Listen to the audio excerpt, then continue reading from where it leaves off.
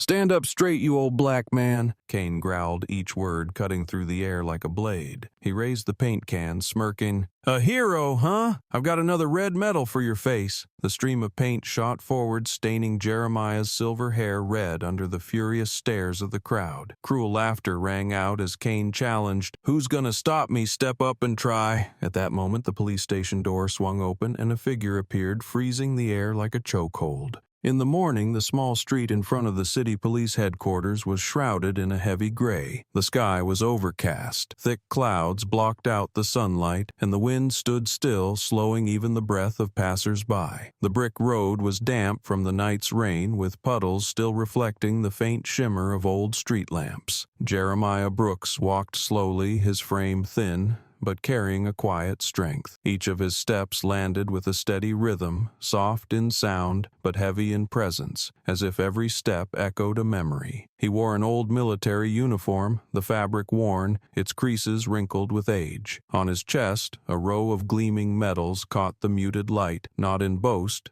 but as proof of a lifetime of service. People passed him by, some pausing briefly with a flicker of respect in their eyes, only to quickly turn away because everyone understood that in this air respect for a black veteran was never openly acknowledged. Jeremiah was long used to the silence of the world around him. Since leaving the battlefield, he had lived simply and quietly, sometimes hearing pity whispered behind his back, sometimes enduring looks full of contempt. Still, he remained calm because to him those medals weren't for display, but to remind himself that every drop of blood shed on this land was worth it. As he neared the steps of the police station, a figure blocked his path. It was Officer Kane, tall, rugged-faced, his sneer dripping with contempt. He stood directly in eyeing Jeremiah's way, refusing to let him pass. In Kane's eyes, those medals meant nothing, and the presence of an old black man in a tattered uniform was just an excuse to flex authority. Kane looked him over from head to toe, squinted, scoffed, and let out a mocking remark. "This ragged outfit is what you call a hero." His voice rang out full of open ridicule. The sparse crowd in front of the station turned to look. A few frowned in discomfort, but said nothing. Others quietly stifled sighs. Jeremiah stopped. His eyes showed no anger, nor did he lower his gaze. He stood calm as if the words had no power to touch the pride forged across a lifetime. But that very calmness only made Kane more agitated, because what he wanted was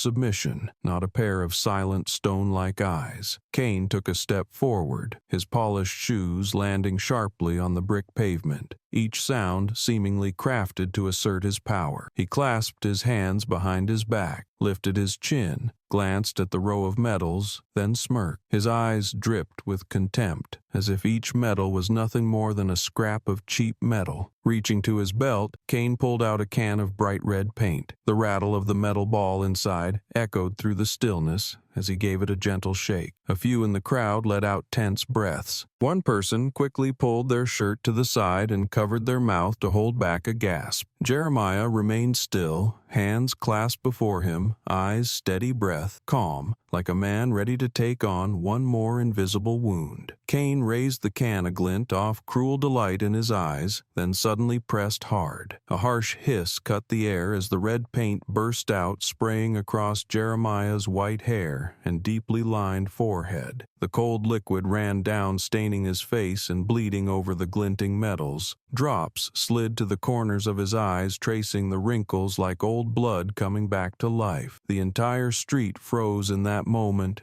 every sound suspended. Then came low, mocking laughter from a few standing near Kane. Someone clapped. Another muttered, "Some hero, huh?" The air filled with sharp, bitter giggles that sliced through the thick silence like knives. Jeremiah's eyes fluttered shut for a second as the paint rolled past his lashes, but he didn't lift a hand to wipe it away. He took a deep breath, stood taller, letting the cold, sticky coat cling like an insult he refused to acknowledge. In the crowd, a few quietly raised their phones, cameras trembling as they caught every second. A young man near the curb, hands shaking, still pressed record. He knew that once this scene was out, it would explode. Across from him, a middle-aged woman hugged her purse tight, one hand over her mouth to muffle a sob. Red eyes, clenched hand, as everyone watched the stark contrast, the gloating aggressor and the silent, unmoving old man standing like a monument. Kane laughed sharp and loud, echoing like a declaration of dominance. He turned to a nearby officer, voice soaked with pride. "This is how you deal with guys who like to brag about their war stories." He raised the paint can high again, showing off like he could do anything he wanted, and no one would dare stop him. Jeremiah didn't flinch. His eyes stayed calm and forlorn but unshaken, and that silence was so powerful it sent a chill through those watching. It wasn't a submission. It was resistance without words, a defiance that needed no sound. In that moment, everyone in the crowd felt the line had been crossed. This was no longer just an insult to He-Man, but a blatant desecration of the memory of an entire generation, a bright red spray over the sacrifice and bloodshed given for this country. Kane's grin only made the scene more cruel, but it was Jeremiah's silence that turned it into a deeper wound for those watching. No one spoke, but in their eyes a fire of outrage had begun to flicker, and within that very silence, everyone understood that this was only the beginning of a coming storm, one that nothing could stop.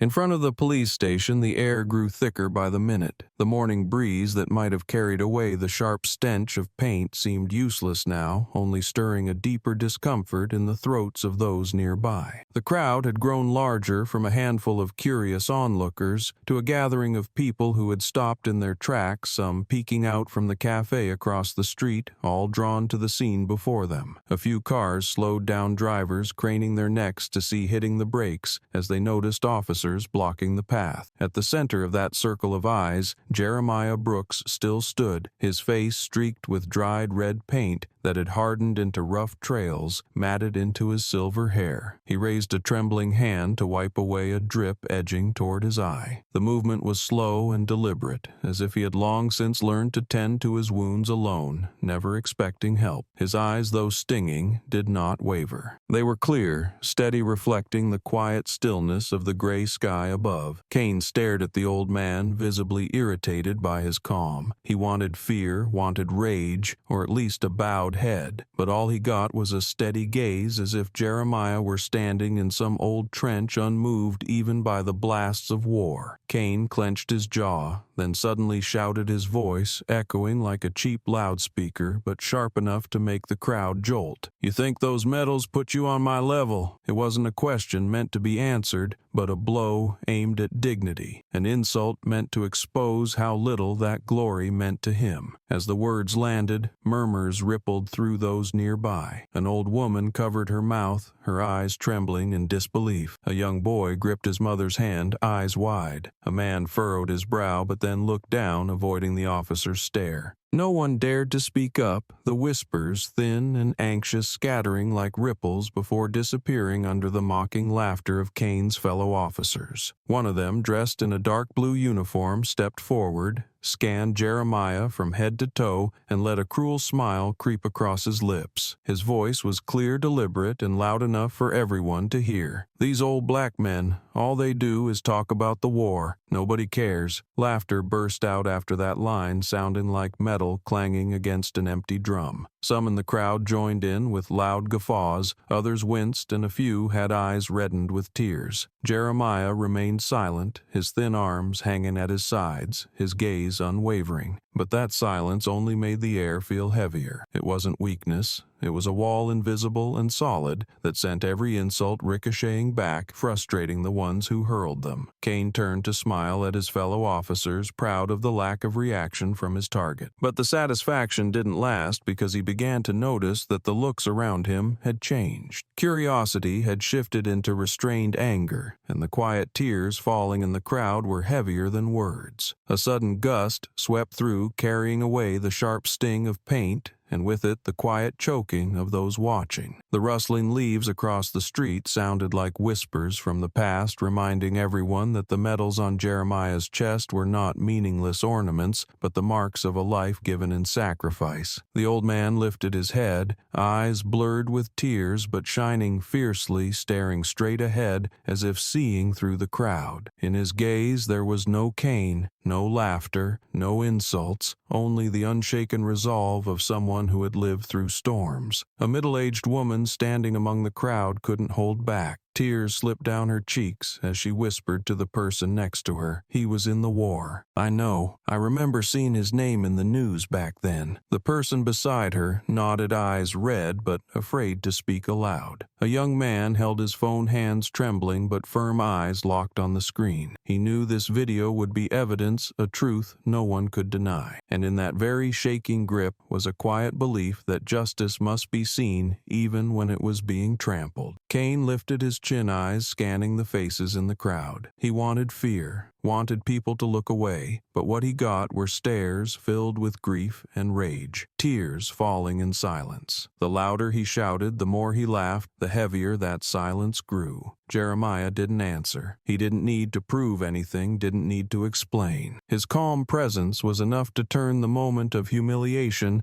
into the clearest proof the truth could be stained, but it could never be erased. The scene lasted only a few minutes, but to those who witnessed it, it felt like an endless stretch of silence. An elderly black man with silver hair and a face stained with streaks of red paint stood amid mocking laughter and bitter stares. A man in uniform with a shiny badge spat out words of humiliation. Surrounding them was a community of witnesses caught between fear and fury, between silence and quiet tears. Together they formed a stark portrait of contrast, abuse of power against dignity under siege, silent endurance against a rising, wordless resistance. In that portrait, every tear sliding down a citizen's cheek, every quiet gaze fixed on the old man, became an unspoken accusation. Kane and his fellow officers believed they had control, that silence meant complicity, but they didn't realize that in this very moment, the truth had etched itself deep into everyone's memory, and with just the slightest spark, it would erupt into a fire no one could extinguish. Jeremiah still stood motionless, saying nothing, yet he had already planted in the crowd a belief that silence could become the loudest voice of all.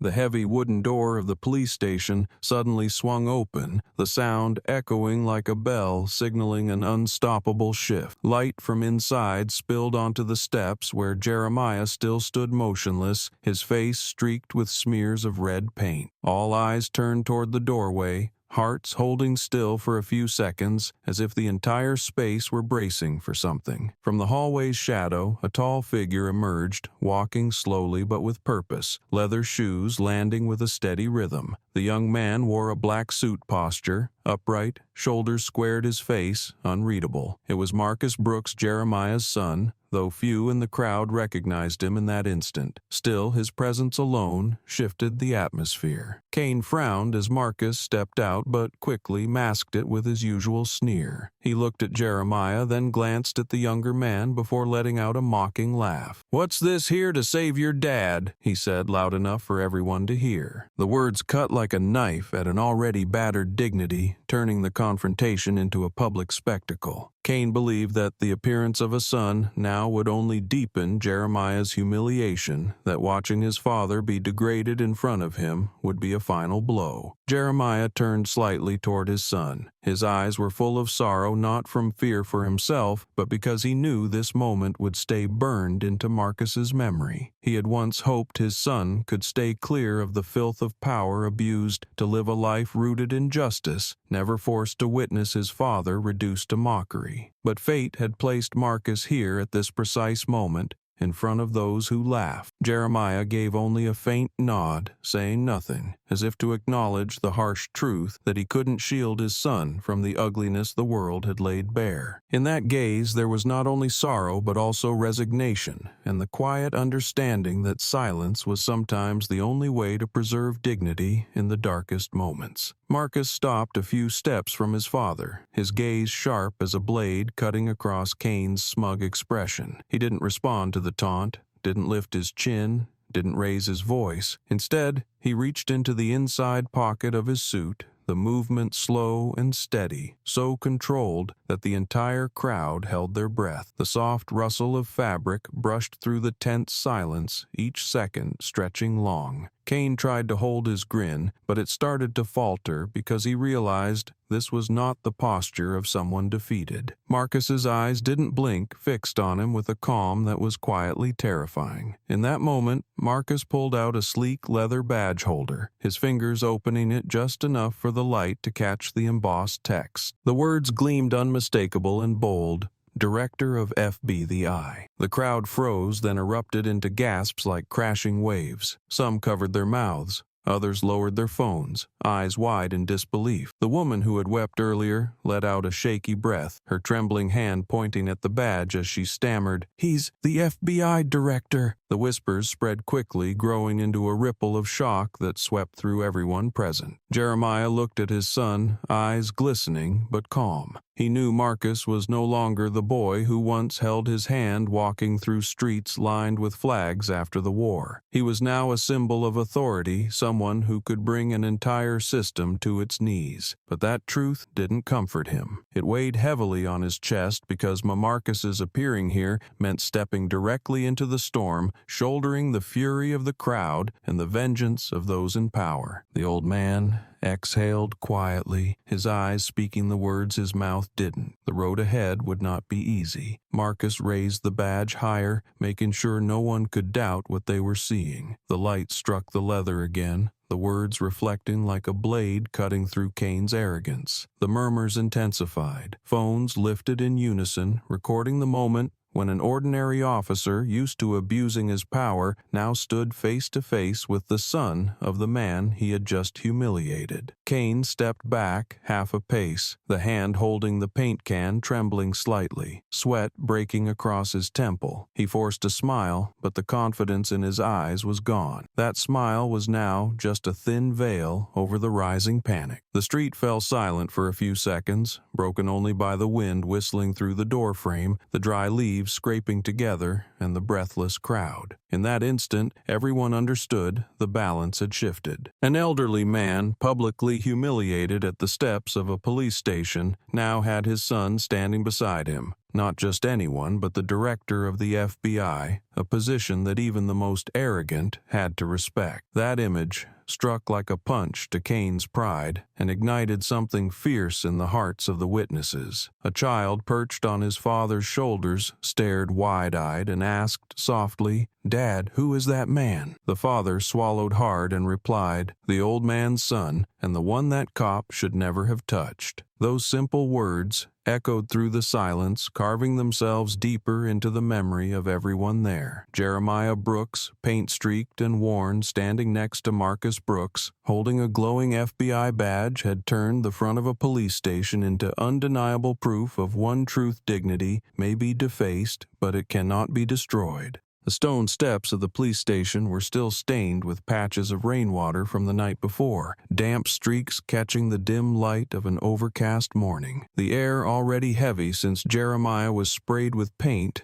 now thickened even more, as if the entire city had collapsed into a single block of compressed silence. Kane, who had been smirking moments earlier, suddenly froze, his body stiff. The smile on his lips didn't even finish before it crumbled into a twisted, awkward line. His eyes darted rapidly, blinking as if searching for an escape, but the crowd was slowly closing in every direction, seeming sealed. Beads of sweat formed at the center of his forehead and rolled down his temples, though the cool weather offered no reason to sweat except for the tightening grip of fear. Marcus stepped forward, his gaze sharp as a blade, every movement slow but filled with command. The crowd held its breath, waiting for a verdict. His voice rang out cold and precise, each word cutting through the air. "You just sprayed paint on the head of a war hero who saved hundreds of American soldiers." The sentence wasn't loud, but it echoed like a gavel, because it carried a truth no one could deny. The crowd gasped at once. The sound of breathing quickened, and voices rippled through the street like crashing waves. Phones were raised instantly, screen lights flaring like hundreds of artificial eyes, all locked on Kane. Kane froze, the hand holding the paint can trembling. His eyes flickered with panic, facial muscles twitching, the confidence he wore like armor, now cracking apart. In the past, when he barked orders, the crowd would look down and his colleagues would play along, but not now. With a single sentence, Marcus had shattered the illusion of control Kane had wrapped around himself for so long. Standing on those steps, he suddenly looked impossibly small. The noise from the crowd swelled. Someone shouted, "Shame!" Another yelled, "Respect!" The unified voices burst the atmosphere wide open. A group of young people pushed forward, raising cameras, sweeping every angle to capture the moment. The crowd was no longer a collection of individuals. They had become a single force, eyes burning with outrage, all aimed at Kane. People had seen arrogant cops before, but never had they seen one pushed to the edge like this. Amid the chaos, Jeremiah lifted his hand, the motion slow and deliberate, wiping the thick red paint still clinging to his forehead. The paint smeared across his fingers, dripping down his cheek in a line that stained his collar. He didn't scowl, didn't show anger. He simply tilted his head slightly, revealing his eyes more clearly. They were calm, clear, but carried a slow-burning fire like a torch that stayed lit through a storm. Anyone who met that gaze felt a chill. It wasn't the look of a victim. It was the stare of a man who had faced death, crossed battlefields, and never once bowed his head to fear. Kane saw that gaze, and for a fleeting moment he felt small, like someone who had picked a fight in a dark alley and suddenly found himself facing a monument. His hand trembled so badly, the pain couldn't easily slip from his grip, fingers numb from clenching, yet unable to summon the strength he once relied on. Each camera flash from the arriving journalists sliced through his false confidence, stripping him bare before the public eye. Marcus didn't need to say another word. He stood there, FBI badge gleaming in his hand, a silent verdict in itself. The crowd didn't need chants or slogans either. Rage was rising on its own, crashing in waves. An elderly veteran stepped forward, leaning on a cane, his voice rough but firm. "I fought beside Jeremiah. He saved my life. When you sprayed him, you sprayed all of us." The words hit like thunder beneath a heavy sky shaking the small square. The crowd went quiet for a beat, then erupted louder than before. Chants roaring together. Respect the veteran, justice. Now Jeremiah kept wiping away the paint, saying nothing, but his silence held no weakness. It was a declaration that dignity cannot be smeared. People looked at him and understood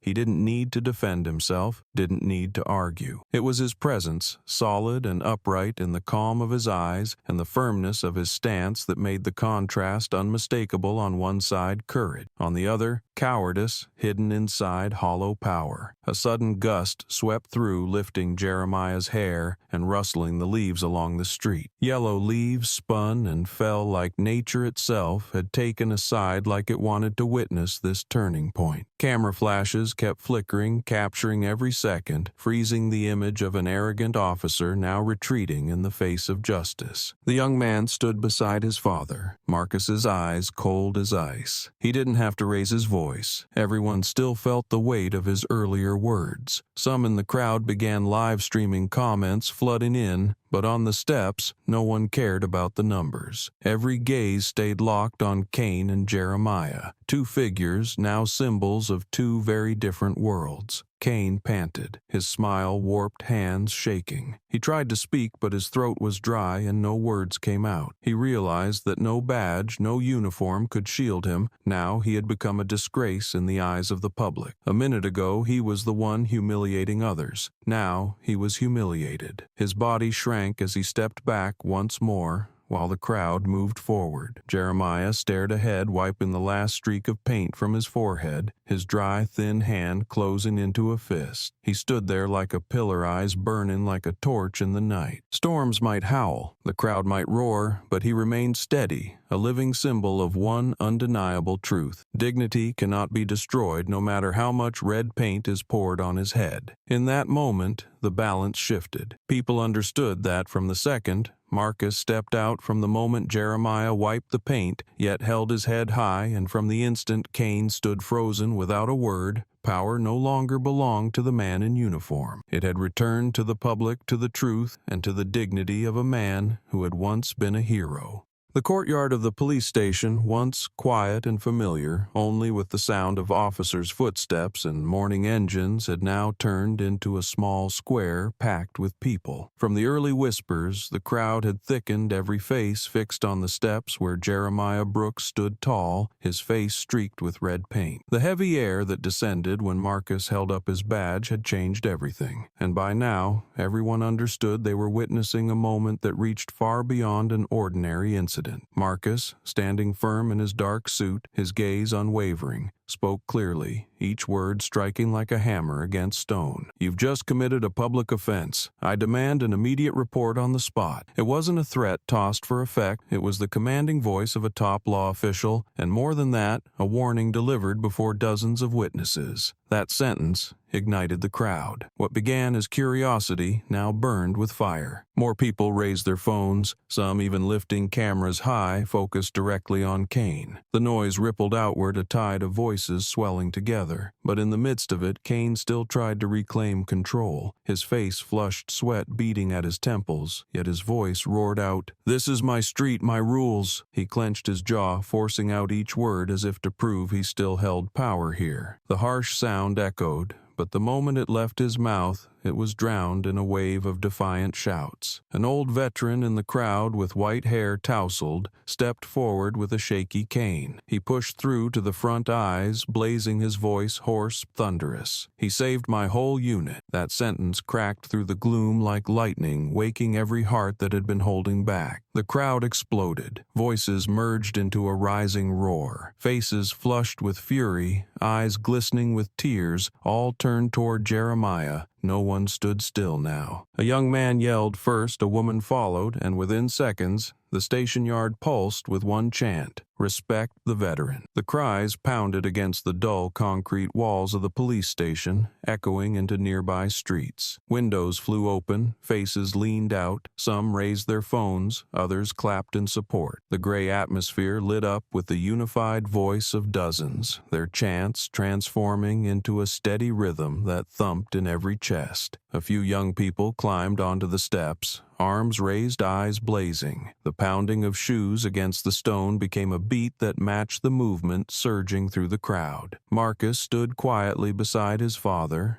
his eyes locked on Kane, his face composed but with a fire burning in his stare. He knew he didn't need to say anything more because the crowd had spoken for him. Jeremiah, his face still streaked with red, stood firm, his eyes calm but shining. He didn't chant, didn't raise a hand in display, but that stillness made him stand out like a landmark in the midst of a rising tide. Everyone who looked at him saw strength, silent pride, and that alone gave power to the voices around him. Kane looked around, the usual mocking smile gone. He raised a hand as if to signal something, but the chants drowned him out. "Respect the veteran" echoed again and again, louder each time like waves that would not stop crashing. He shouted, "Shut up, all of you!" But his voice came out as a weak cry, no longer heard or obeyed. He stepped back, his eyes wild like an animal cornered. Phones were still aimed at him, each recording each frame, another chain tightening around the hollow dignity he clung to. In the crowd, the same veteran turned to Jeremiah, his eyes wet. Tears rolled down the lines of his weathered face, but his voice was steady, joining the chant. "Respect the veteran." That trembling yet firm voice became the rhythm that drove the chant harder. Those who had only watched quietly now raised their hands, joining the cry. A young mother holding her child shouted along, eyes shining as if passing on the belief that justice could be claimed by the voices of people. The courtyard surged with energy. The walls of the station no longer felt like barriers of fear, but a backdrop to an uprising. A sudden gust of wind swept through, leaves falling in swirls, feeding the storm in the air. The sharp smell of paint still lingered, but it no longer carried shame. It was the living proof of cruelty laid bare. A faint light broke through the clouds above, falling on Jeremiah's silver hair, casting a soft glow around him. People looked at him and saw not a victim, but a symbol of resilience, of dignity, defiled but never broken. The chant,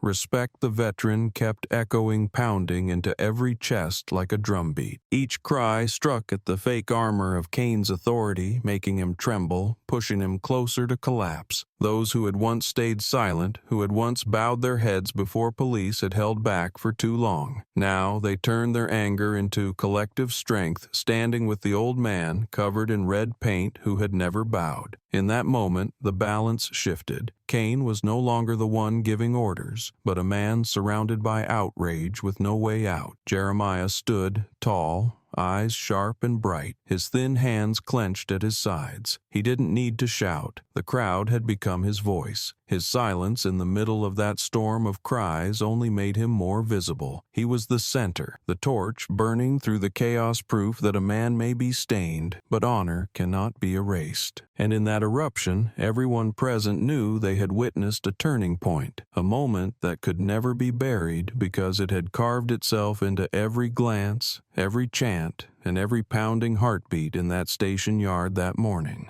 In a cafe near the university, where the air was usually filled with the clatter of keyboards and quiet talk about classes, everything suddenly went silent. At a corner table by the window, a group of students stared at a brightly lit phone screen. On it played a shocking video. An elderly man with silver hair, wearing a worn military uniform, and a chest full of medals being sprayed in the face with red paint by a white police officer right in front of the police station. The footage was shaky, recorded by a passerby, but clear enough that everyone watching held their breath. The harsh hiss of the spray, the mocking grin of the officer, and the image of the old man wiping paint from his eye while standing motionless in a circle of stares, all of it played out in seconds. The clip had only been online for less than 10 minutes, but the share count was skyrocketing, jumping like a flame, being passed hand to hand across the city. A girl with her hair tied up gasped, eyes wide. "Oh my God, he's a veteran. They did that to him in front of a crowd." At the next table, a young man clenched his paper cup, his eyes locked on the screen. Comment after comment flooded below the video. "Shame on this cop, had painted war. Hero, how dare he? This is humiliation, not law enforcement." Each one hit like a blow to the officer's image and gave voice to those still choking on their anger. The cafe, once casual and lively, now buzzed with tension. No one talked about exams anymore. Everyone was talking about the same video. The clip was filmed on a phone, the frame unstable, but that imperfection made it feel even more real. Viewers could hear Officer Kane sneer, see his hand lift the spray can, then watch the red stream burst out. The shot tightened on Jeremiah's face, red dripping over his white hair, flowing through deep wrinkles, staining the shining metals on his chest. The image sent chills through anyone who saw it. No captions were needed, no explanations. Just that one moment told everything. It was a brutal public act of humiliation. A senior law student spoke through gritted teeth, eyes still on the screen. "That's public abuse, not some joke. This is evidence of power abuse." The words rang like a verdict, and the group around him nodded without hesitation. A girl nearby gripped her phone tightly, opened her app, and typed fast. "Justice for Jeremiah. This must stop." Within seconds, her post had dozens of likes and shares. The chain reaction had begun. Clips were reposted across multiple accounts with different captions, but one message: outrage. Comment threads stretched endlessly, the language growing sharper by the minute. Some called Officer Kane a racist, others demanded an investigation,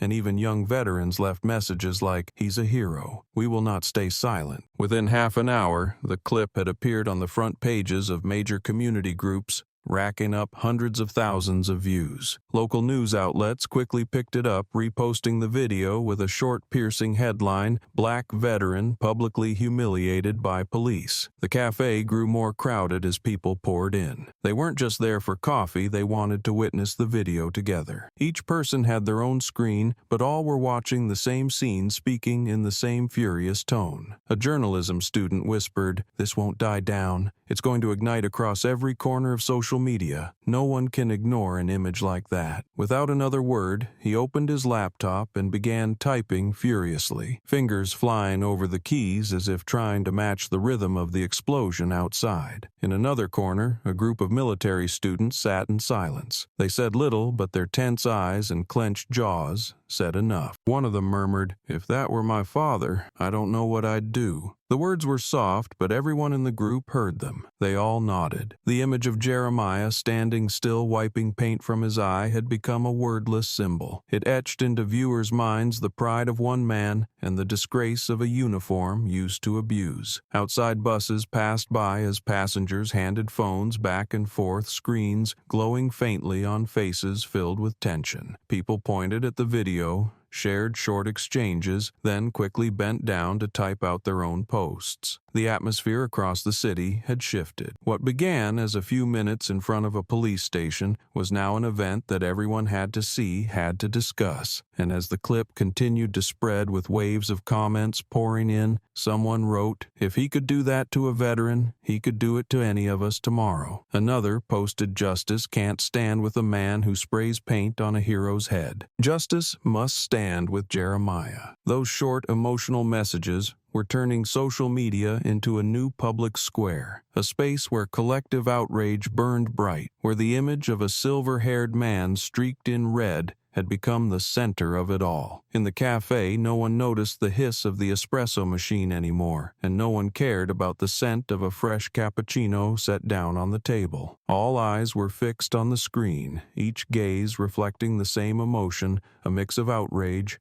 and sorrow. The footage zoomed in on Jeremiah's face, red paint streaked across his skin, his eyes steady and unblinking, sending chills through everyone watching. What shook them was that in his gaze there was no anger, only pride, a silence so powerful it made others lower their heads. That very moment turned the clip into a flame, one that would spread faster than any wind. The press room at City Police Headquarters was packed that morning, not a single seat left. The air was thick with body heat and tension. Dozens of reporters from local newspapers to national television crews crowded in colorful microphones pointed at the podium, camera lenses turning in every direction and flashing lights firing so rapidly the room was flooded in blinding brightness. You could feel the urgency in every cough, every shuffle of feet, like a pack of wolves waiting for a single slip. Behind the podium, the police department's logo loomed large and cold, meant to assert authority. But in this moment, it gave off an eerie sense of distance and falsehood. The moment the microphone turned on a young reporter, voice firm and clear, didn't wait for an invitation. "How do you respond to your officer humiliating a veteran in front of the police station, all caught on video?" The question cut through the room like an arrow straight to the chest of those on stage. The atmosphere ignited like a blaze set alight. All eyes locked on the spokesperson. The spokesperson, a middle-aged man in a crisp gray suit, usually comfortable reading dull press releases, now stood frozen under the weight of hundreds of lenses. Sweat dotted his forehead. His hand trembled as he held a stack of prepared notes. His voice came out hoarse and hesitant. "We will be conducting a further investigation. We need more time to review the situation." The words dropped heavily in the packed room, instantly triggering a wave of pushback. Reporters shot up from their seat, microphones thrust forward, voices rising in waves. "How long will that take? Are you protecting your colleague? The video is clear. What more is there to review?" Each question landed like a hammer blow, draining the color from his face as sweat soaked through his palms, while pressure mounted inside a sea of people gathered outside the police station gates. Banners stretched high, bold red letters on white fabric. "Justice for Jeremiah. Respect the veteran. Stop racism." Now, the chants thundered louder than the street traffic. People brought drums, and every beat slammed against the concrete walls, echoing into the press room like crashing waves. Police barricades held the crowd back, but they couldn't block the sound of outrage. The chants mixed with the pounding drums to form a fierce rhythm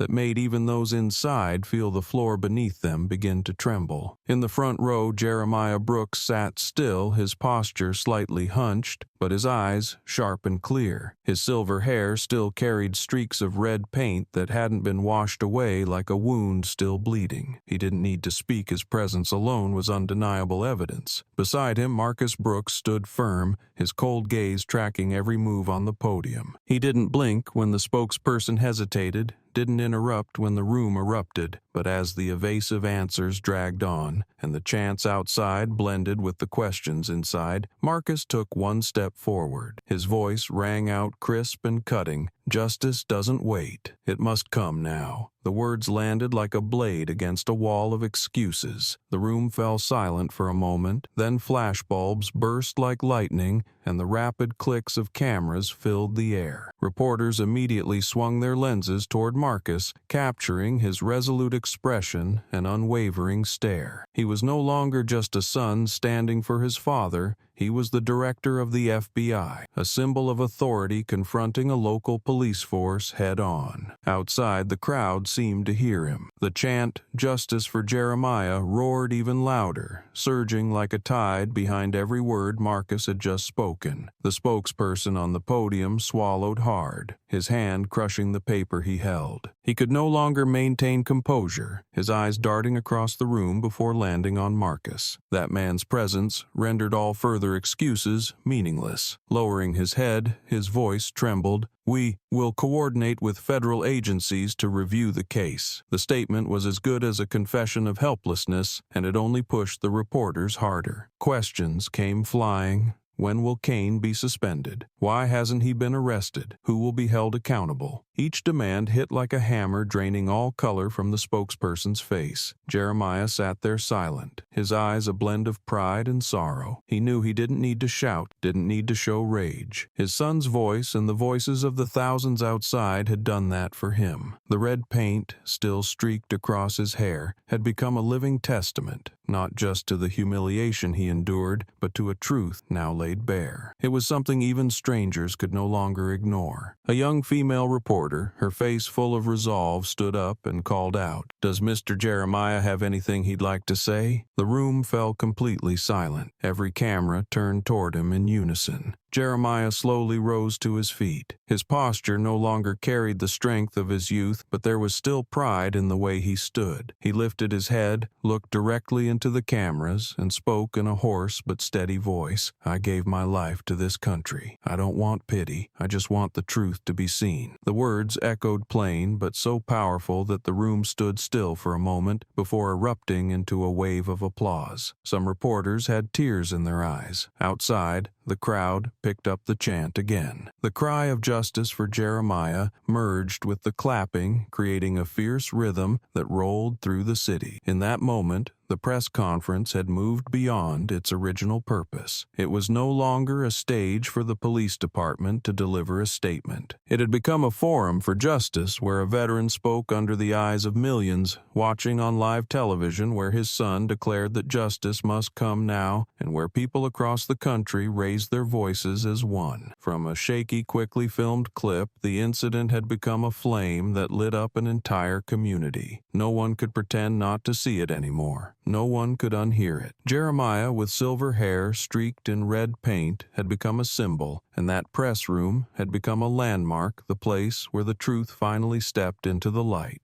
The Veterans Hall was packed that morning. The old wooden benches, usually half empty, had not a single seat left. From the hallway to the back door, the room was filled with silver hair and slow movements but burning eyes. The air was thick not just with silence, but with the quiet hum of restrained fury. On the large screen at the center of the stage, an image of Jeremiah Brooks in his youth appeared. It was a faded photo, yet every detail was clear. A firm frame in uniform, the cold focus of a soldier ready for war. Dust streaks on his face, creases in worn gloves. All of it brought back a brutal past that every person in that hall had once lived through. Then the screen changed and the viral clip played Jeremiah. Now hair silver uniform, faded his face, stained with red paint, standing silent in front of a police station. The two images, side by side on a single screen, hit like a punch to the chest. The entire hall fell still. In that silence, a single shout tore through the room like a crack of thunder. An elderly veteran stood, cane shaking in hand, his voice rough but echoing. He sprayed paint on all of us. The words exploded like a fireball, unleashing everything that had been held back. Faces once still lifted at once, eyes burning red. Chairs scraped floor. Canes struck the wood with force. Hundreds of arms were raised, metals dulled with age, catching the light like a storm of steel. Fists slammed down on tables in unison, the noise thundering through the hall like war drums. The room transformed into a trench line, a place where old soldiers stood again to defend their honor. No one needed to speak first. They all rose together, shouting in unison. Their voices bounced off the walls, mixing with the pounding of canes and fists, building a forceful wave. Some wept openly, tears trailing down lined cheeks, but their voices stayed strong, unwavering. Their pain had caught fire, spreading through every stare, every grip, every roar. No one saw Jeremiah as just one man anymore. He had become a symbol for them all. The red paint on his silver hair was now a shared wound across a generation. In the center row, a veteran in his 50s, face hardened, voice shaking with fury, gripped a microphone and shouted, "He once saved an entire unit, and now he's been humiliated by someone in uniform. That's not a personal act, it's an insult to all of us." Shouts of "yes" rang out, followed by a pounding rhythm of fists. The atmosphere swelled into a storm, growing louder and more forceful, sweeping away the usual quiet of these hall meetings. On the side screen in the corner of the hall, the hashtag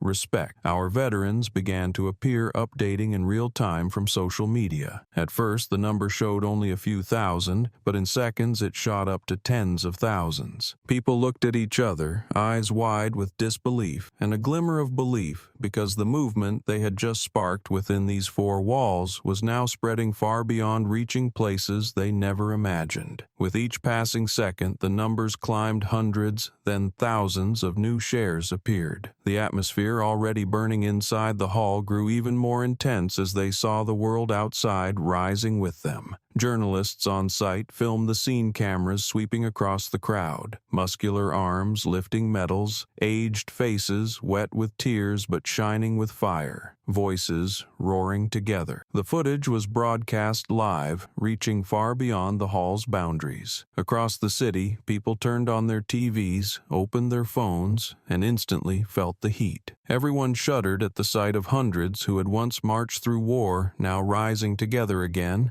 not with weapons, but with voices and pride. One elderly veteran in the last row, his eyes clouded with age, suddenly began to cry, yet still raised his hand, waving an old medal with chipped paint. His voice broke. "We will be silent no more. Not one of us will be humiliated again." His words rippled through the hall, becoming a shared vow. Those nearby placed hands on his shoulder, their eyes lighting up as if they had just found strength long forgotten. Outside the hall, the gathered crowd joined in. People held up signs, chanting along with the veterans inside. The cry, "Respect our veterans," echoed across the neighborhood, flinging windows open and drawing every gaze toward the building. No one stood apart from this anymore. It had grown beyond any single group, becoming a collective fire. Online images from the hall flooded every platform. Photos of raised arms, holding medals, time-worn faces etched with lines, tears gleaming beneath stage lights appeared everywhere. The hashtag #RespectOurVeterans climbed into the top trending spots within hours, spreading beyond national borders. International veteran organizations reposted the content, adding their voices to the growing surge. Jeremiah Brooks suddenly became a symbol with no boundaries, and the red paint on his hair became a shared mark of outrage. Inside the hall, a veteran stepped onto the stage holding the microphone, his voice trembling but each word thunderous. "Jeremiah does not stand alone. He is us, and we are him. Justice must be claimed right now. As his words landed, the entire hall erupted. Desks shook with pounding fists, chairs scraped across the floor. Bandits stomped in unison, all forming a fierce chorus. They were no longer tired old men, but warriors reborn in their final battlefield, the battle for honor. The energy within those walls didn't stay contained. It spilled out onto the streets, surged through television broadcasts, and flowed into every line on social media. Citizens saw it, students saw it, and even children saw it, and all understood that today the veteran community had officially risen. Jeremiah Brooks was no longer alone. He had become a symbol, and the veteran community had turned that public humiliation into a collective fire, burning through indifference and forcing justice to listen. Inside the governor's spacious office, the dark wooden walls covered in photos of political figures suddenly felt suffocating. The phone rang incessantly, each sharp tone following the next, while the secretary scrambled to connect calls from one legislator to another, their tense voices echoing through the air. "You must take immediate action," one snapped. "We can't let voters think this administration sides with a cop who abused his power." The overlapping calls, the pounding on desks, the hurried footsteps all pressed down on every breath. The governor sat in the middle of the room, brow-furrowed fingers tapping the wooden desk, his mind spinning under the barrage of demands from every side. Outside, national news networks broadcast breaking reports, the screens of major channels looping a stark headline, "Cop Humiliated Black War Hero." The caption ran alongside the now viral video, showing the elderly man with silver hair, streaked in red paint, calm eyes,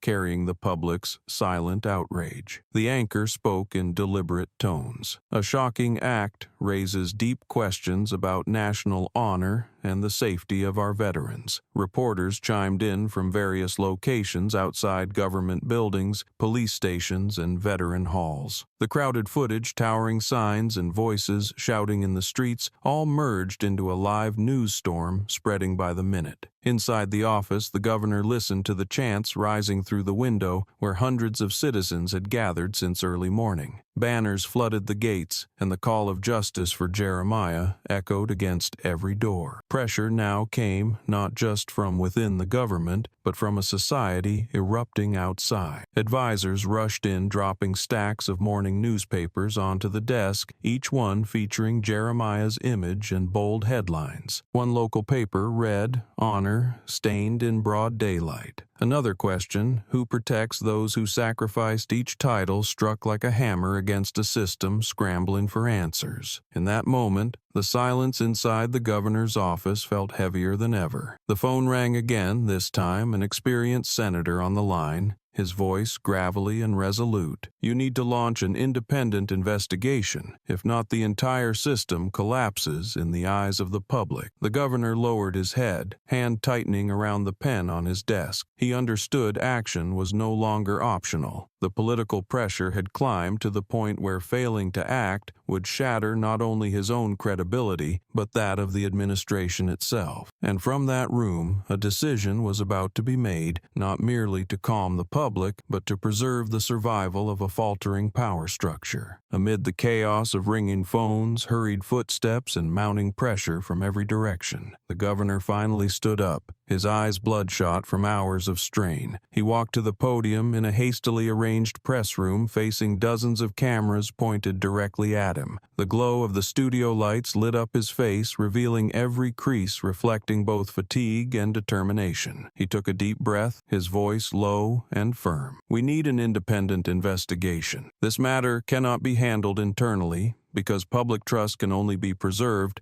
when the truth is revealed transparently." The words echoed across the room, silencing all whispers. Reporters turned their lenses toward him, capturing every word, knowing this was a turning point. Outside the government building, the crowd of protesters erupted in cheers as the news broke. Banners lifted higher, chants grew louder, a collective confirmation that their voices had finally been heard. News networks quickly edited the statement and broadcast it nationwide, turning it into a scrolling headline. "Governor calls for independent investigation." People across the country, from cafes and offices to small apartments, watched and talked, their expressions a mix of hope and skepticism. Meanwhile, at the local police department, the atmosphere was completely different. The once noisy meeting room fell into dead silence, officers exchanging uneasy glances. News of the independent investigation had reached them like a sudden storm. One muttered, "This means we're no longer trusted." Frowns deepened, heavy sighs filled the air, revealing a shared fear of long-hidden truths being brought to light. Senior officers who once shielded their own now sensed that the protective umbrella was vanishing. On digital news platforms, comment sections overflowed with responses. Many wrote, "Yes, there must be an independent investigation. Police can't police themselves." These words cut deep into the already damaged reputation of the local force. Whatever trust remained after the video had now been shaken to the core, peeled away layer by layer. On the streets, people whispered, chatting in supermarkets and schools, saying that the city's police had lost their standing in the public eye. Within the ranks, many younger officers felt ashamed of wearing the uniform. They stepped into the streets and met the suspicious gazes of the public. Some questioned whether their service was still respected or had been tainted by a colleague's abuse of power. Higher up, the police department's leadership held emergency meetings, but every explanation they offered was drowned out by public pressure. They realized that no hollow promise could restore credibility,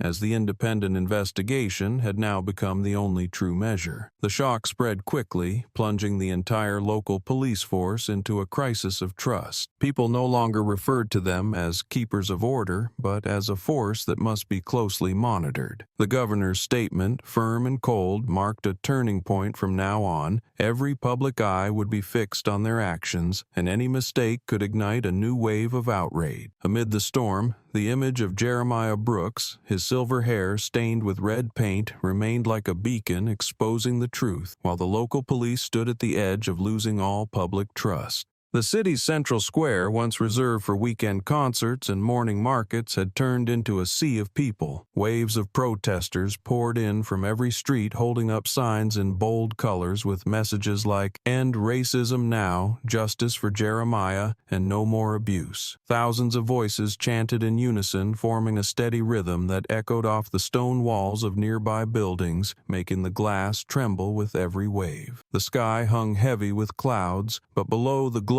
from countless raised phones lit up the scene, capturing every moment, turning the square into a media epicenter. The sound of drums, shouts, and marching feet merged into the roar of a gathering storm, signaling that the anger had long passed its threshold. Opposite them, a police barricade stood in the center of the square, shields gleaming like cold steel, officers packed tightly into a wall of silence. The furious eyes of the crowd locked onto the line of officers, while the officers' eyes remained tense, wary, and uncertain. The space between them was only a few meters, but it felt like a chasm where any spark could ignite an uncontrollable fire. Crackling radio static mixed with ragged breaths, while on the other side the crowd swelled louder chants, rising to drown out all other noise. A group of young protesters climbed the steps of a nearby building, raising a hastily painted but powerful banner, "We stand with the veteran." The crowd responded with a prolonged cheer, crashing like a wave against the police wall. Inside the barricade, a few young officers gripped their shields tighter, sweat breaking across their foreheads, their composure clearly slipping. The crowd saw that fear, and they understood the shift power was tilting, and this movement was no longer just about one man. It was a reckoning against a system that had let trust fall away. On the rooftops surrounding the square, journalists and television crews jostled for position. Live reports streamed out by the minute, broadcasting images of the swelling crowd, fluttering flags and signs, and the tense police line. In cafes, offices, and family homes, people turned their eyes to the screen, listening to the chants rising from the square. Some elderly viewers nodded quietly, while children asked their parents why so many people were in the streets, and the answer came simply because dignity had been insulted and because justice could wait no longer. In the heart of the vast square, The heat of thousands gathered surged like a rising flame. They weren't just a passing crowd, but a convergence of belief and outrage of hope and resolve. The police barricade, seemingly firm, was now surrounded by waves of people, relentless chants, and unyielding stares. The atmosphere felt stretched to its limit, and everyone sensed it. A new chapter of this uprising had just begun right there in the square. Jeremiah stepped into the middle of the dense crowd, his figure small compared to the swelling sea of people, yet strangely commanding. His silver hair still bore faint traces of red paint, his face etched with the lines of time, his shoulders thin but posture proud. He placed a hand over his chest where bullets had once nearly ended his life in war, where his heart still beat slowly but steadily, like a silent vow that honor and loyalty would never be broken. Around him, the chants echoed skyward, but the moment Jeremiah appeared, a hush swept through as if the entire crowd had held its breath. Every eye turned to him, the aging father marked by war,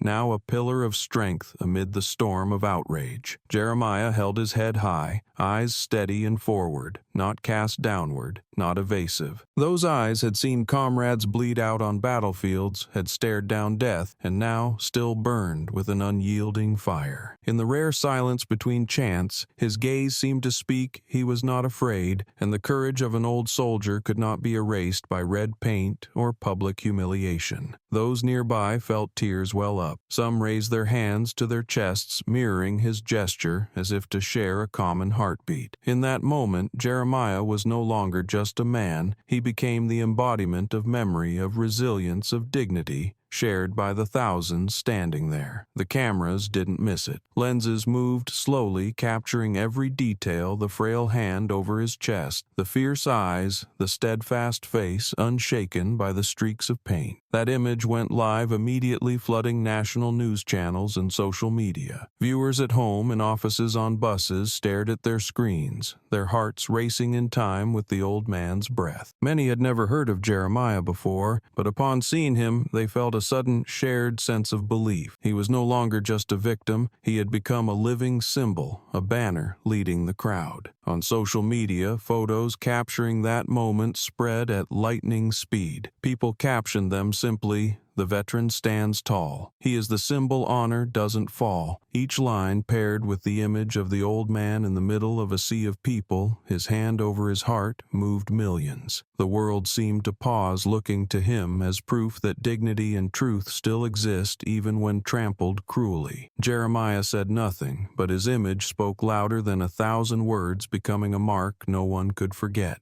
Inside the office of the Federal Investigation Committee, cold white light fell on long tables covered in documents. The room was silent, broken only by the sound of pages turning and keys tapping like the steady rhythm of a massive machine. On the large screen at the front of the room, the name Officer Kane appeared, followed by a long list of recorded incidents. Each file opened like an old scar, being cut open again, revealing cases once forgotten or deliberately hidden. Reports previously marked insufficient evidence were now unsealed, laid bare before dozens of investigators. Dry lines of text, faded statements, all suddenly carried the weight of testimony. Complaints about abuse of power, unjustified arrests, and even anonymous letters describing how Kane mocked and humiliated the vulnerable came to light. At the center of the room, Marcus Brooks stood tall, his eyes fixed on the files. He didn't sit behind the observation desk, but stepped directly into the meeting, his voice low and firm, emphasizing each word. Every document must be reviewed, every line, every word, nothing overlooked. Investigators nodded, flipping through folders and making detailed notes. Marcus's presence wasn't symbolic. It was a binding force of accountability. He represented the entire federal system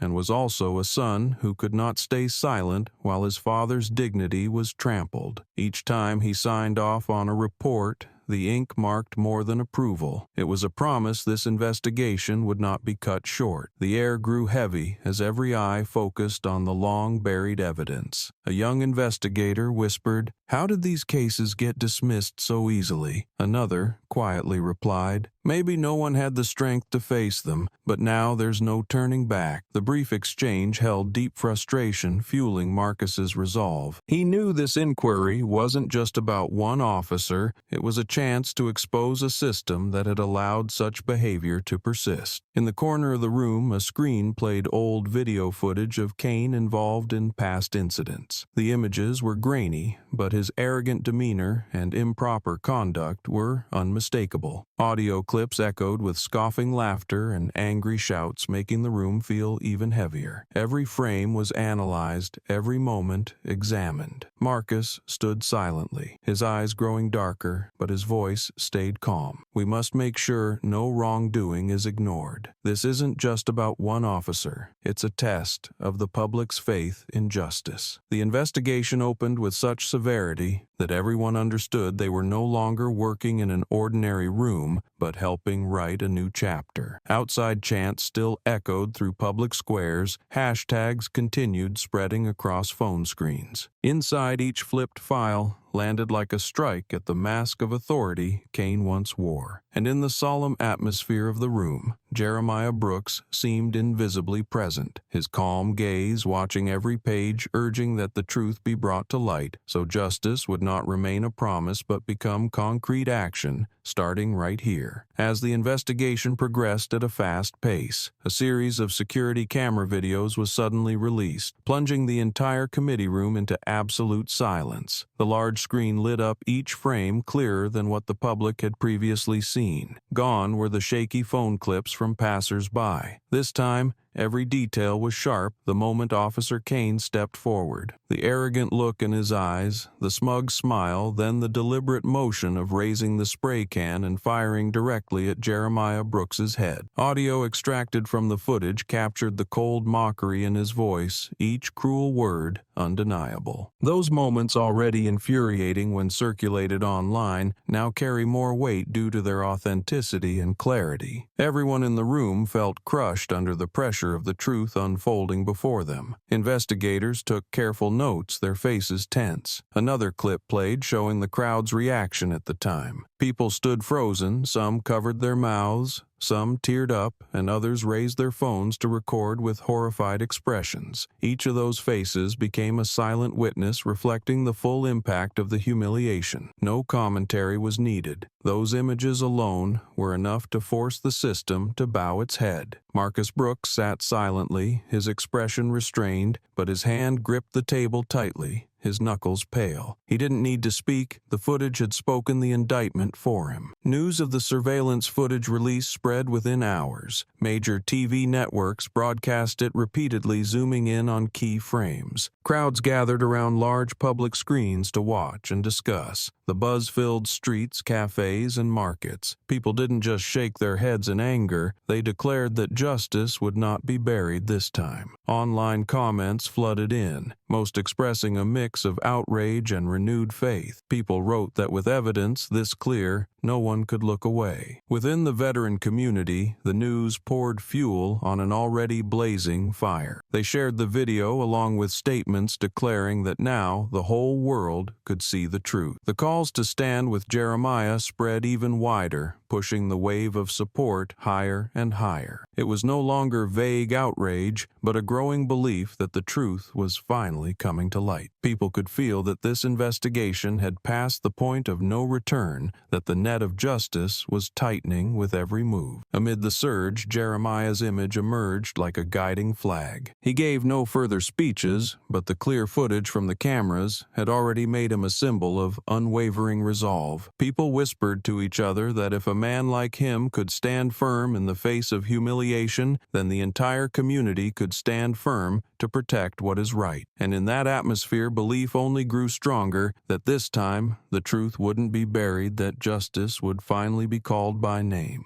Inside the cramped interrogation room, the The yellow light cast down made the space feel even more suffocating. Officer Kane sat across from the investigators, his face tense, his eyes darting around as if searching for an escape. His voice was hoarse, but he tried to hold a defiant edge. "He provoked me first. I was just reacting." The words came out quickly, as if he had rehearsed the script for his defense. The room fell quiet, cold eyes from the investigators locked on him, each one seeming to drill through the feeble excuse. One investigator opened a file, placed it directly in front of Kane, then pressed a button to light up the screen in the corner of the room. Footage from the security camera played, showing Jeremiah Brooks standing calmly on the sidewalk, making no provocative gestures. Next came the image of Kane pulling out the spray can, a mocking smile clearly visible, then spraying it straight onto the old man's head. The audio was clear, each of Kane's sneering laughs echoing through the room, exposing every lie. Kane swallowed hard, his eyes paused on the screen for a moment before quickly turning away, sweat beginning to bead on his forehead. The air grew heavy every second, stretching endlessly. Another investigator leaned forward, voice slow but razor sharp. "You said he provoked you, but the footage shows he stood still, said nothing. How do you explain that?" Kane stammered, his mouth opening and closing, fingers tapping the table in a broken rhythm that betrayed the pressure building inside him. He stubbornly muttered, "The video might not show everything," but that defense was immediately dismissed as the sharp clarity of the footage left no room for doubt. The investigators continued presenting more evidence, witness statements recorded on video, all consistently affirming that Jeremiah had shown no aggression or provocation. The silence of the old man that day stood in stark contrast to Kane's hostility and scorn. Each witness's words made Kane lower his head, his shoulders sinking. There was no place left for him to hide. Every wall in the room felt like it was closing in, boxing him into a corner. In that tense atmosphere, an investigator closed the file, voice firm. "You didn't just insult a person, you dishonored an entire community of veterans." Kane said nothing, his eyes tired and confused, breath quickening like a man pushed to the edge. The image of him hunched before the screen replaying his own actions became undeniable proof that every conflicting claim had collapsed. Outside, the public was watching every development, and they understood the truth had become too clear for any denial to obscure. The interrogation room fell silent as a new audio recording played. The background noise from the crowd that day filtered out, leaving only the cold, unmistakable voice of Officer Kane. His voice echoed through the speaker, laced with mocking laughter. The words of contempt aimed directly at Jeremiah Brooks were undeniable. Immediately after, a witness was brought in, a middle-aged man with a stern face and steady eyes. He stood tall, his voice firm. I heard him clearly. He called the old man useless. He mocked the medals on his chest like they were just trash. The testimony landed with weight, each word a dagger piercing through the wall of excuses Kane had tried to build. The investigators around the table took notes carefully, their expressions no longer cold and detached, but tinged with restrained anger. Kane flinched, his face flushed red, his hand clenched into a fist, then relaxed again as he caught the watchful eyes of Marcus Brooks locked onto him. He lowered his head, then looked up, stammering, I don't remember saying that. Maybe they misheard." But the witness continued, firm and unwavering. "There's no mistake. I was standing right there. I heard every word, and I heard him laugh as he sprayed paint on Mr. Jeremiah's head." The room fell silent, every denial rendered meaningless. The truth stood exposed through both sound and sworn statement, leaving no one to believe the patchwork defense Kane clung to. Kane's face began to show clear signs of panic, sweat forming on his brow, his eyes darting like a man searching for a way out of a maze with no exits. He sat rigid, shoulders hunched, every slight movement betraying his fear. An investigator gently slid the file toward him, voice calm but firm. "Do you still want to deny this, when both the evidence and the witnesses point in the same direction?" Kane didn't answer, his lips quivering as if trying to form words, but unable to speak. His silence stretched, leaving behind a heavy void, and that void accused him louder than any words could. In the tight room, all eyes fixed on Kane.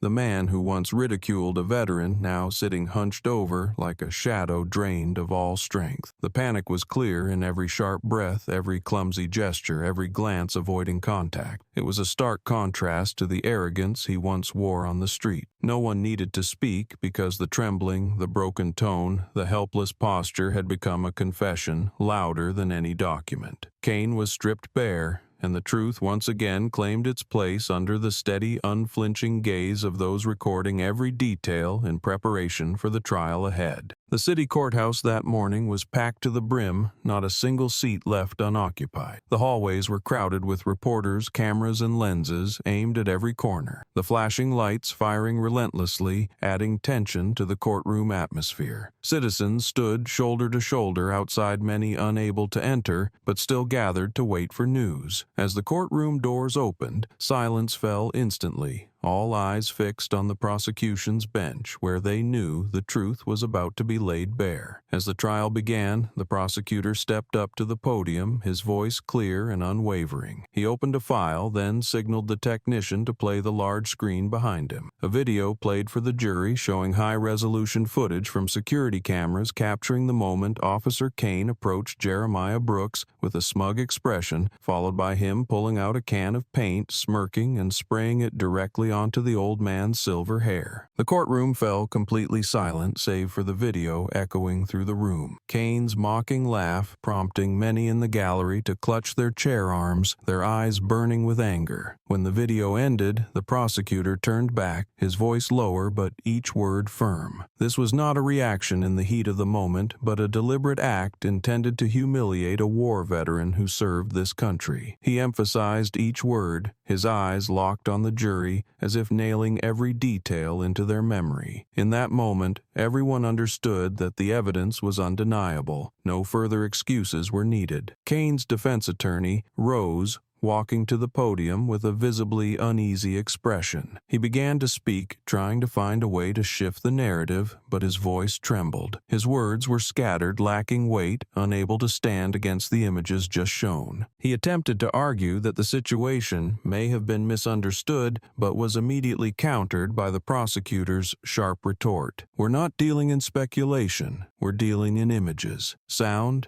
an undeniable fact." A murmur rippled through the room, reporters jotting down the exchange, ready to headline their breaking stories. The defense lawyer faltered, his eyes darting around for some form of rescue, but there was none left. The irrefutable evidence had sealed every exit. On the jury bench, several members nodded solemnly, clearly persuaded. Spectators in the gallery shook their heads, and a few murmurs of anger rose, blending with the continuing flash of cameras. Kane sat below his face, pale eyes hollow, like a man who had been laid bare with nowhere left to hide. That public trial was more than a legal proceeding, it was a stage where justice was brought into the light. The video footage, the defense attorney's unease, and the wave of reactions within the courtroom revealed a simple truth: no one could stand with Kane when the facts were this clear. Each strike of the judge's gavel echoed like a heartbeat, affirming that the wheels of justice were in motion, unstoppable and unrelenting. Jeremiah Brooks slowly rose from his seat, his steps measured and deliberate, each one drawing the courtroom into silence. The ceiling lights cast a long shadow behind him, his face marked by deep wrinkles of time, his eyes clouded with age, yet shining with a quiet intensity that held every gaze. He reached the witness stand, his trembling hand resting on the wooden railing, then lifted his head to look across the room. In that moment, every camera lens turned toward him,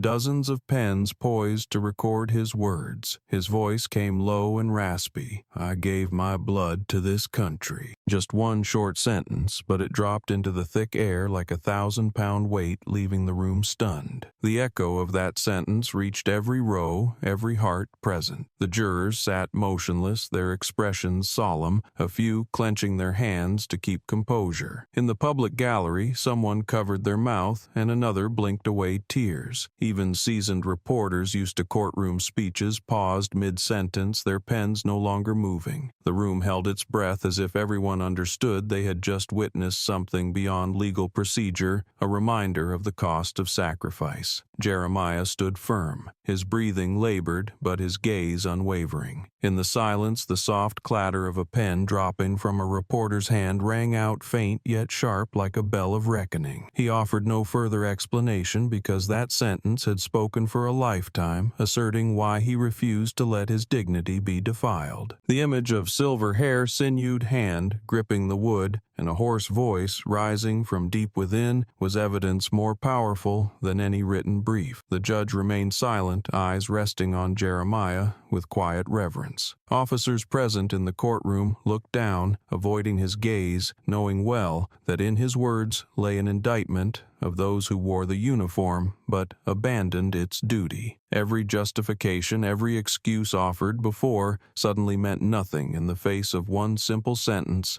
spoken with unshakable weight. The silence stretched on. No one dared to speak, no one wanted to break the moment. All they could hear was the quickening beat of their own hearts, the sound of breath catching in their throats. Jeremiah Brooks stood there like a living witness, like a torch lit in darkness, illuminating the truth and reminding the entire room that justice cannot exist if it forgets the blood and sweat of those who once gave everything. In that all-encompassing stillness, everyone understood no further words were needed. The truth had spoken for itself. The second day of the trial opened in an atmosphere so tense it was almost suffocating. The courtroom was packed, murmurs echoed through the hallways, and reporters jostled for the best positions, lenses ready to capture every moment. As the gavel struck, both legal teams entered a fierce exchange. The prosecutor spoke with steely clarity, each argument sharp as a blade, asserting that Officer Kane's actions were not a sudden impulse, but the result of a long-standing pattern of abuse. He backed this with Files' witness statements and emphasized every word so the jury couldn't look away. On the other side, the defense attorney struggled to push back, his voice rising as he tried to highlight the psychological stress of a police officer, but his points fell apart, lacking cohesion. Each time he made an argument, the prosecutor countered with solid evidence, prompting whispers across the gallery and nods of agreement from the jury. The turning point came when a new witness was called, a veteran with a slight limp hair as gray as Jeremiah's, but eyes still burning with pride. He stood at the witness stand, resting his hand on the wood, his voice steady but trembling with emotion.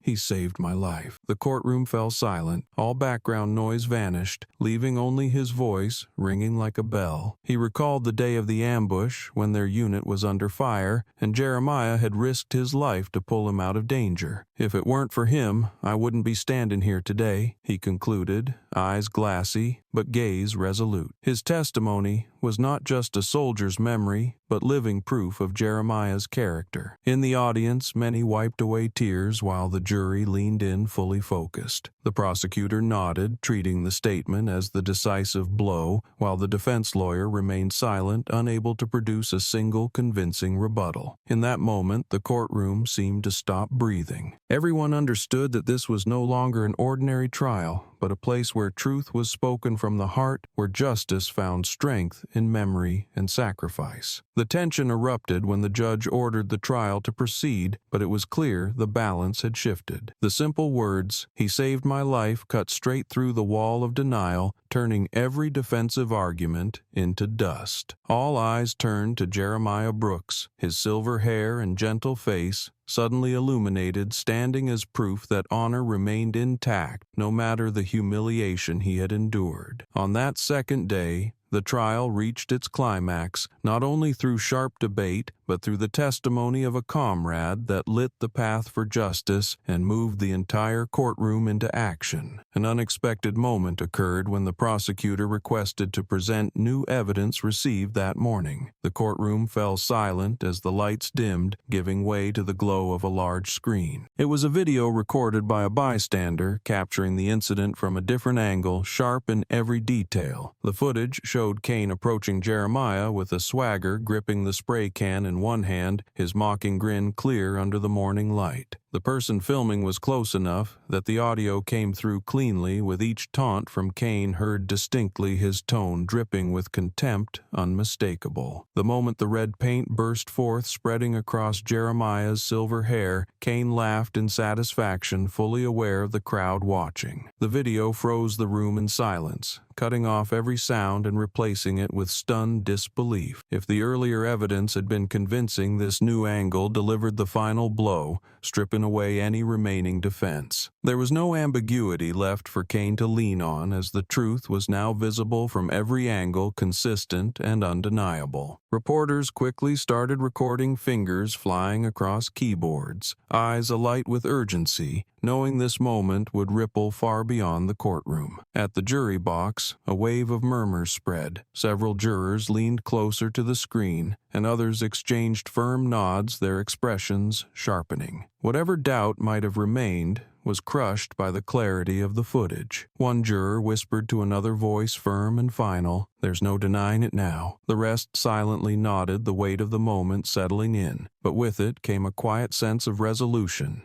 as if justice had finally found solid ground. Kane sat below his face, ashen sweat soaking his collar. His head hung low, trembling hands clasped together, no trace of the calm facade he had worn in previous days. Every stare aimed at him now felt like a needle, forcing him to confront the act he once thought he could bury. His defense attorney sat back, lips pressed tight, eyes vacant, as if to a COYE forward. In that moment, the courtroom became the clearest reflection of truth. What had been shown did more than expose abuse of power. It laid bare the inhumanity of a man who wore a uniform. The jury stirred, spectators sighed heavily, and Jeremiah sat in the front row silent, his calm gaze affirming that what he had waited for had finally arrived. The truth could no longer be denied. It had stepped fully into the light, leaving no choice but to be seen and bowed to in the name of justice. The lights in the courtroom dimmed, leaving only the overhead fixtures casting a stark glow on the judge's bench, creating an atmosphere of solemn tension. All whispers and flashes of cameras ceased, giving way to the moment of decision. The judge, his face stern, slowly read the verdict in a deep, clear voice. After reviewing all evidence, witness testimony, and video recordings, the court finds Officer Kane guilty of humiliation, abuse of power, and actions that cause severe harm to the dignity and honor of a citizen. The defendant is hereby stripped of his police badge and sentenced to imprisonment according to the law. Each word fell like a gavel strike against the silence, etching a verdict that could not be undone. In that instant, a collective breath rushed through the room as if a weight had been lifted. Some people began to cry. Reporters scribbled frantically, and outside headlines were already breaking the news of the ruling. Kane sat slumped, his face pale, hands trembling, eyes empty and fixed on the floor, as if he had finally realized the wall of power he had once leaned on had completely collapsed. Meanwhile, Jeremiah Brooks sat in the front row, motionless like a statue. There was no cheering, no triumphant smile. He simply sat in silence, hands clasped on his knees, eyes lowered as if lost in a distant memory. To him, this verdict was not a victory to be celebrated, but the closing of a wound he had been forced to face in front of the entire world. He knew that humiliation doesn't vanish with a ruling, but at least justice had finally been named. The air in the courtroom remained heavy, but never clearer. The jury exhaled with relief. The judge struck the gavel one final time, and outside the crowd erupted into chants, drums, and endless applause. The noise filtered through the closed doors, surging into the courtroom like a storm of sound, but Jeremiah remained still. In his eyes was a deep sorrow, yet also a faint glimmer of comfort, because in the end, honor had not been buried, and truth had been publicly affirmed. In that moment, everyone understood justice is not vengeance, but recognition. Jeremiah Brooks needed no loud celebration, because he knew that calm was how an old soldier received a victory shaped by sacrifice. And under that solemn light, the verdict against Kane did not merely end a single case. It opened a door for society to reflect, to understand that every abuse of power will one day be brought into the light sooner or later. In the moment the judge struck the gavel to close the trial, the room still still echoed with the weight of the verdict just delivered. Jeremiah Brooks sat motionless, his eyes fixed on a distant void, his expression contemplative, as if tracing the long road he had traveled. Marcus Brooks stepped forward,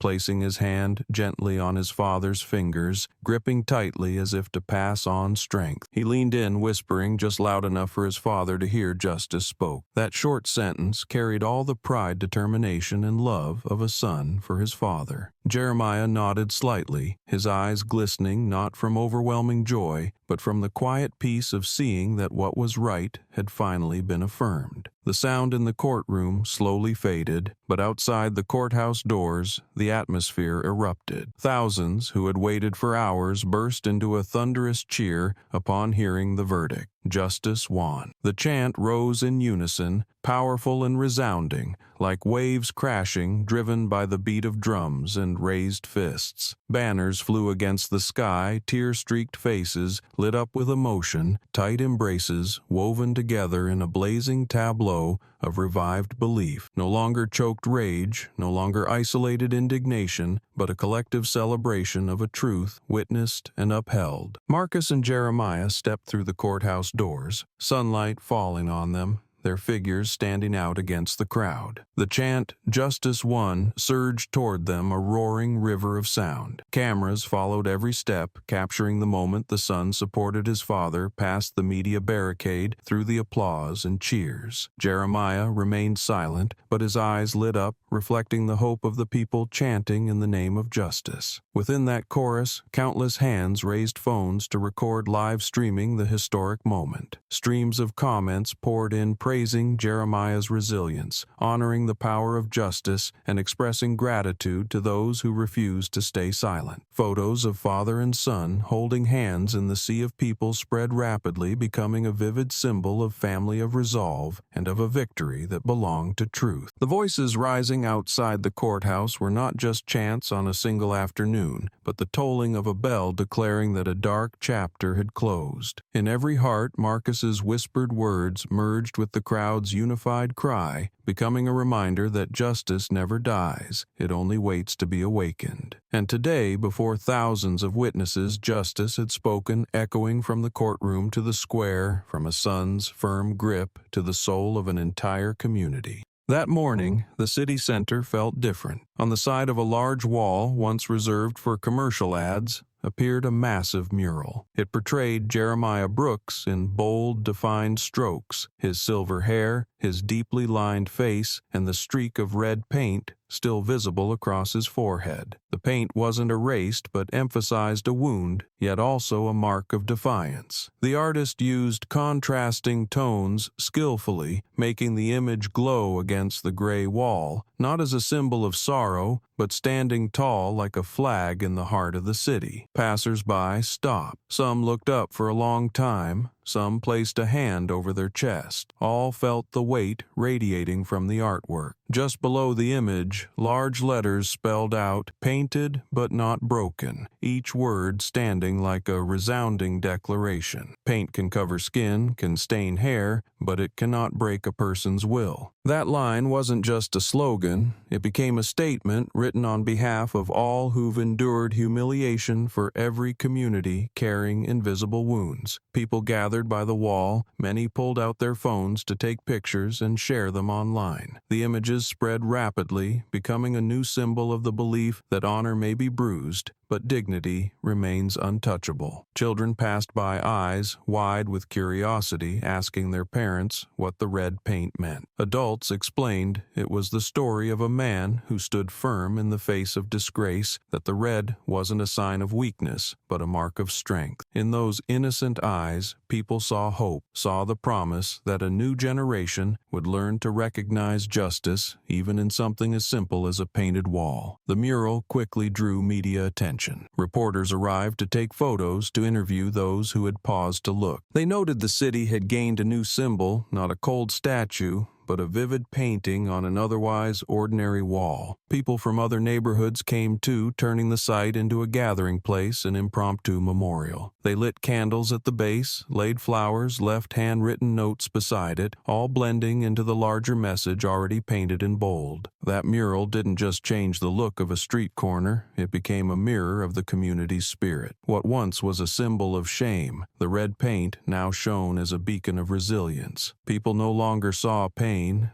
they saw strength. And from that wall, the message, "Painted but not broken," continued to spread, reminding anyone who looked up that justice lives not only in court rulings, but also in collective memory, in art, and in the belief held by each person. The crowd around the wall kept growing, everyone raising their phones to capture the massive mural of Jeremiah Brooks with the red paint streak across his forehead. Photos were taken in haste, then instantly appeared across personal social media pages accompanied by short but powerful captions, "Honor never falls painted, but not broken." Young people stopped their bikes, elderly passers-by lifted their phones, and the glow from their screens formed a sea of light reflecting onto the gray wall. The atmosphere felt like a silent celebration, each shared photo passed on like a torch, igniting belief across the community. In cafes, on buses, in school hallways, the image appeared again and again, becoming a focal point for emotion and the longing for justice. Within a single day, social media was flooded with images of the mural. Major accounts and online news outlets reposted it, each article drawing thousands of shares. There was no need for lengthy explanations. The silver hair, the red streak, and Jeremiah's unwavering gaze said it all. It became a shared language. Everyone who saw it understood, and everyone wanted to add their voice with a repost or a comment. From small city streets, the symbol began to cross borders, appearing on screens in faraway places. A foreign journalist working in the city happened to photograph the mural and posted it on their personal page. Within hours, the image spread, picked up by international news outlets with headlines like "The Painted Veteran Who Stands Unbroken." The articles that followed analyzed resilience, community strength, and the longing for fairness in society. That quiet wall on an ordinary street corner became the focus of global attention, discussed on television panels and referenced in human rights classrooms. In Europe, a group of students gathered in a large plaza, raising posters of the mural, chanting slogans in their own language, but preserving the words "painted but not broken." In Asia, the mural was recreated on the walls of a university, regarded as a symbol of steadfastness. In Africa, local newspapers tied the image to the fight against discrimination, portraying Jeremiah as a symbol connecting belief across lines of race. That rapid spread deeply moved the people of Jeremiah's hometown. They never imagined the story of an elderly veteran would echo across the globe, shared by millions as a banner for justice. The mural marked by that red streak had traveled further than any speech, beyond the boundaries of a single incident, becoming a spiritual legacy. In the eyes of those who stopped to take pictures, in the messages from people across oceans, all carried one shared belief: dignity may be wounded, pride and the pursuit of justice will never fade.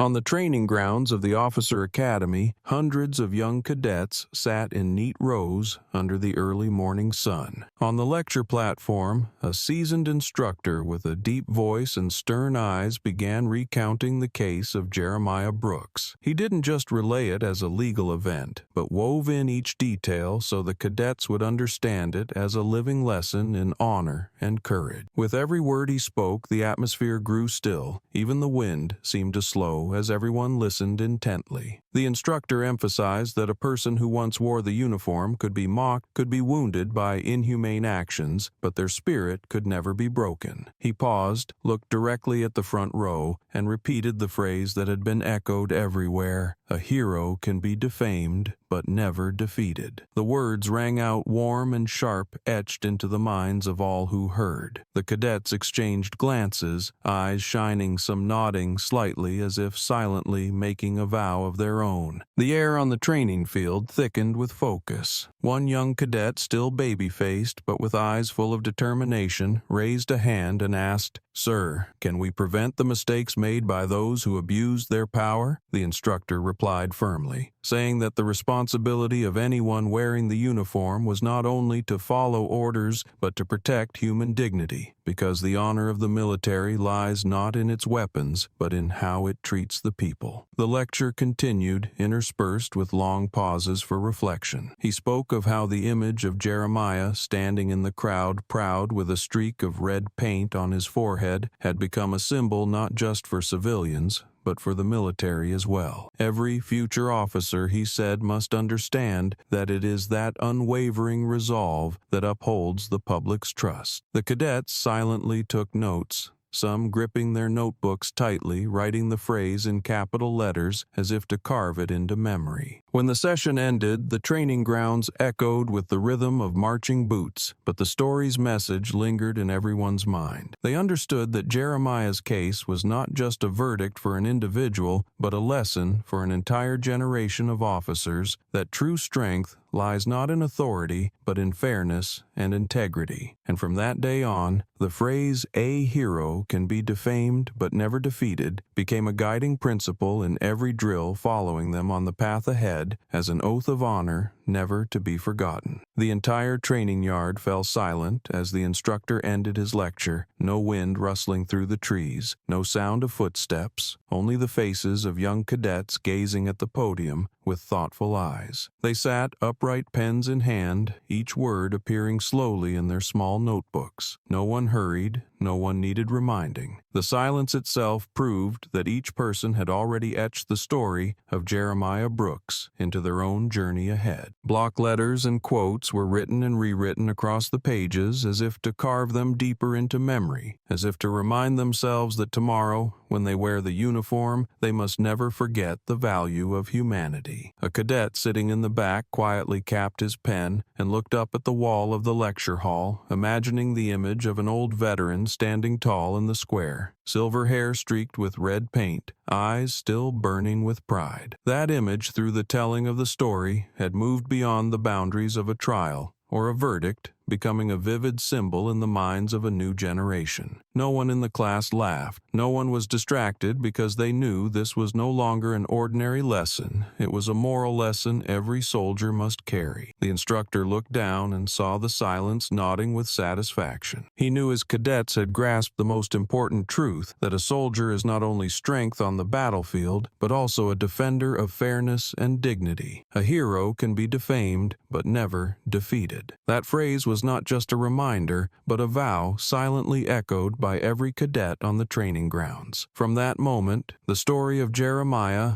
no longer lived solely in news articles or legal files. It had become a silent oath in the hearts of hundreds of future officers. That impact pushed the lesson beyond the limits of a lecture. It blended into the rhythm of their collective march, into the steady beat of boots on the drill ground, into the grueling routines of training, so that in moments of exhaustion, they would remember the figure of a veteran standing tall in the face of humiliation. From that day on, the story of Jeremiah Brooks became a moral touchstone, repeated throughout the officer academy, written in training notebooks, passed along during late-night study sessions. No loud slogans, no towering monuments, just the cadets' silence and their determined eyes turned the story into a legacy, planting deep within them the belief that justice may be tested, but it never falls.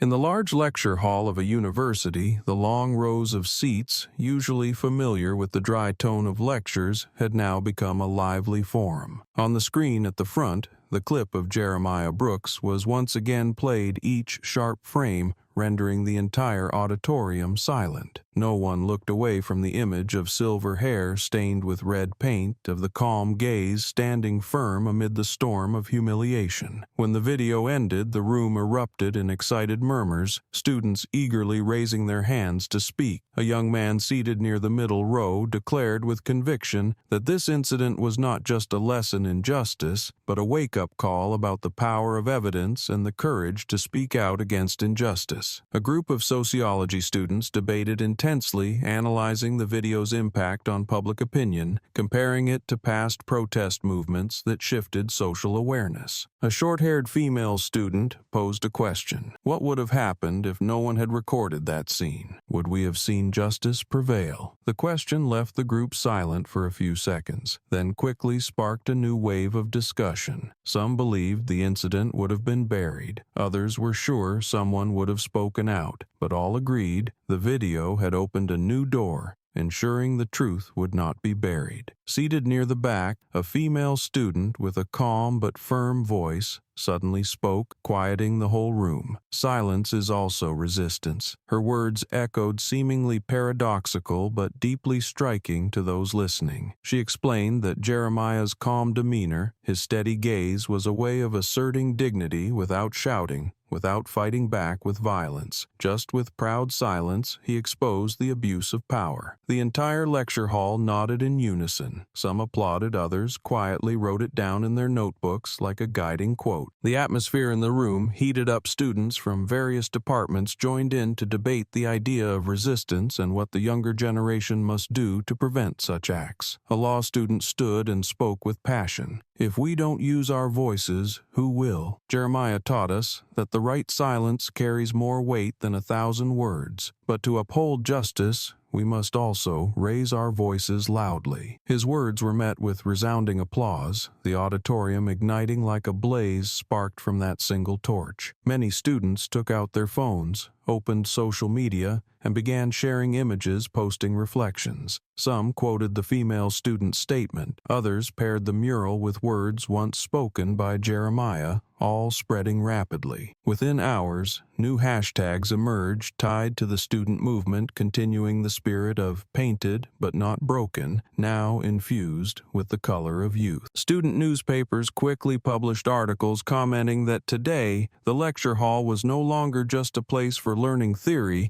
but had become a space for cultivating civic responsibility. That atmosphere caused many professors sitting in the back to fall silent in contemplation. They clearly saw a shift in how the younger generation absorbed the story, not as a tragedy of the past, but as a call to action for the future. Jeremiah's quiet defiance, his proud silence, had become a driving force, prompting young people to ask how they would respond when faced with injustice. And in that lecture hall, the phrase, "silence is also resistance," rang out like a promise that from this generation forward, no one would bow their head to humiliation, and justice would always be defended, both through voices raised and steady resolve. After leaving the lecture hall, the story of Jeremiah Brooks did not stay confined to the campus. It spread outward, becoming the subject of many public discussions. On television, political and cultural talk shows repeatedly took up the case, inviting experts, journalists, veterans, and students to sit together. The host opened with a question. What is it about a simple image, a streak of red paint on silver hair, that can move an entire generation? That question led to profound analysis, from the value of publicly available evidence to the symbolic power of dignified silence. Each perspective added new depth to the story, making listeners feel they were not just witnessing an event, but a social turning point. Community center forums also grew more dynamic. People gathered in small halls, the screen lit up with the image of Jeremiah's mural, and speakers took turns offering insights. A sociologist asserted that the incident revealed a vital link between justice and public participation, that when people dare to speak out, even the greatest injustices cannot remain hidden forever. Meanwhile, a high school teacher shared that she had brought this story into her classroom to teach her students about dignity and civic duty. Each account, each point of view, turned the event into a topic with lasting vitality, no longer limited to breaking news headlines. International media quickly made the story a highlight in their opinion columns. Writers from Europe, Asia, and Africa agreed that this was not just an issue of racial discrimination in one city,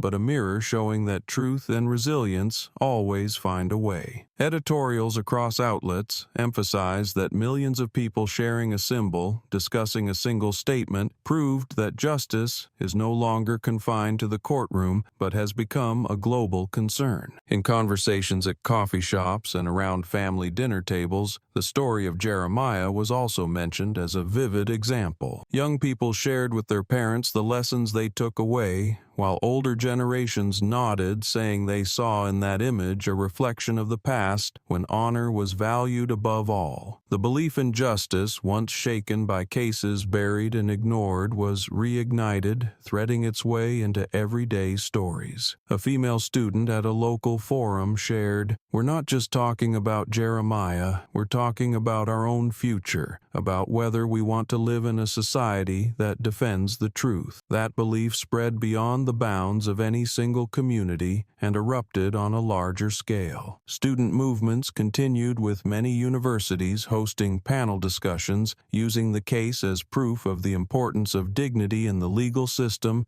and military life. Flyers featuring the mural were distributed widely, bearing the line, "Painted but not broken. Justice lives on." That call became a shared rhythm from classrooms to city streets, all blending into the current of a renewed faith. When children looked up at the mural on the city wall and asked their parents what it meant, when students quoted the phrase in their essays, and when international broadcasters analyzed the incident as a social symbol, it all proved that Jeremiah's story was no longer a personal wound. It had become a living current sustaining belief, a belief that justice may be challenged, it may be delayed, but it will ultimately find the light. And in the moment that belief spread, society felt empowered, as if each person quietly vowed to protect the truth and keep justice alive. Jeremiah Brooks's small house sat quietly on a peaceful street with dark wooden doors and window frames draped in old but always clean fabric curtains. That afternoon, soft sunlight slipped through the gaps in the shutters, casting warm streaks across the living room. On the wooden table at the center of the room, Marcus Brooks sat silently in white gloves, carefully polishing each of his father's medals. The brass gleamed as the layer of dust faded, each medal handled like a precious fragment of memory. When Marcus placed them inside the glass case, the neatly aligned medals reflected his face, filled with pride and quiet contemplation.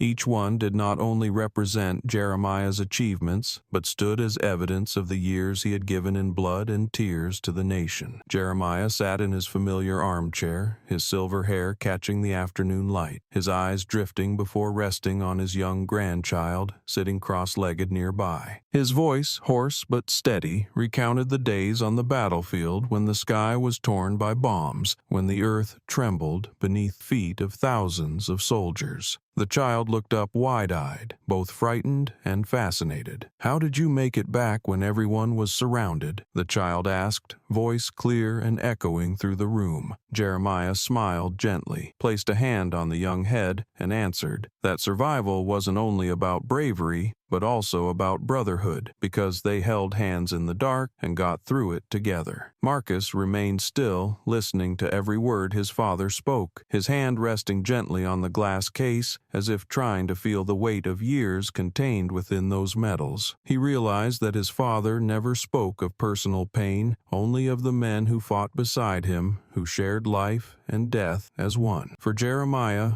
war memories were not for glorifying, but to remind his children and grandchildren of the value of loyalty and unity. The young child tilted their head, curiosity in their voice, as they asked, "Were you scared?" Jeremiah paused, a faraway look in his eyes, then answered slowly, "Everyone is scared, but fear doesn't stop us from moving forward, because behind us is our family, our homeland." The room fell silent, as if even the wooden walls were listening. The child placed a tiny hand over his, gripping it with innocent trust, while Marcus looked at his father, admiration in his eyes, knowing that it was the strength of those very memories that had kept his father standing firm to this day. The last light of day faded as the room sank into the soft yellow glow of a table lamp. On the glass shelf, the medals shimmered, reflecting the faces of 3 generations gathered in a moment of peace. Jeremiah leaned back, continuing to tell his grandchild about the friends who had fallen, about how they sang on the battlefield to keep their spirits alive, and about the belief that justice would be found, no matter how long it took. The child listened without blinking, as if recording every detail in their mind. Marcus sat silently, realizing that his father's memories were no longer just stories from the past, but a flame being passed to a new generation, so they would understand that justice does not begin in a courtroom, but in the hearts of those who dare to stand tall. In that small house, surrounded by relics of war, Jeremiah had passed on his most valuable legacy, not the medals, not the tales of victory, but the lesson that dignity and truth are the foundation on which people continue to live, despite whatever humiliation they may have endured. And when the child rested their head on his shoulder, Jeremiah gently closed his eyes, as if the memories of a lifetime had finally found peace in the quiet continuity of family. The little grandchild sat at his feet, bright eyes looking straight at Jeremiah Brooks, tiny fingers tracing the edge of the chair, then suddenly asked with innocent curiosity and a touch of youthful unease, "Why did they spray paint on you?" The question floated in the air, light as a breeze but heavy like a stone dropped into the still waters of memory, shaking the quiet of the small room. Marcus glanced up, eyes turning toward his father, his chest tightening, knowing the child had touched not only Jeremiah's wound, but that of an entire community that had endured contempt. The room fell silent for a few seconds, the ticking of the clock now loud and deliberate as if it too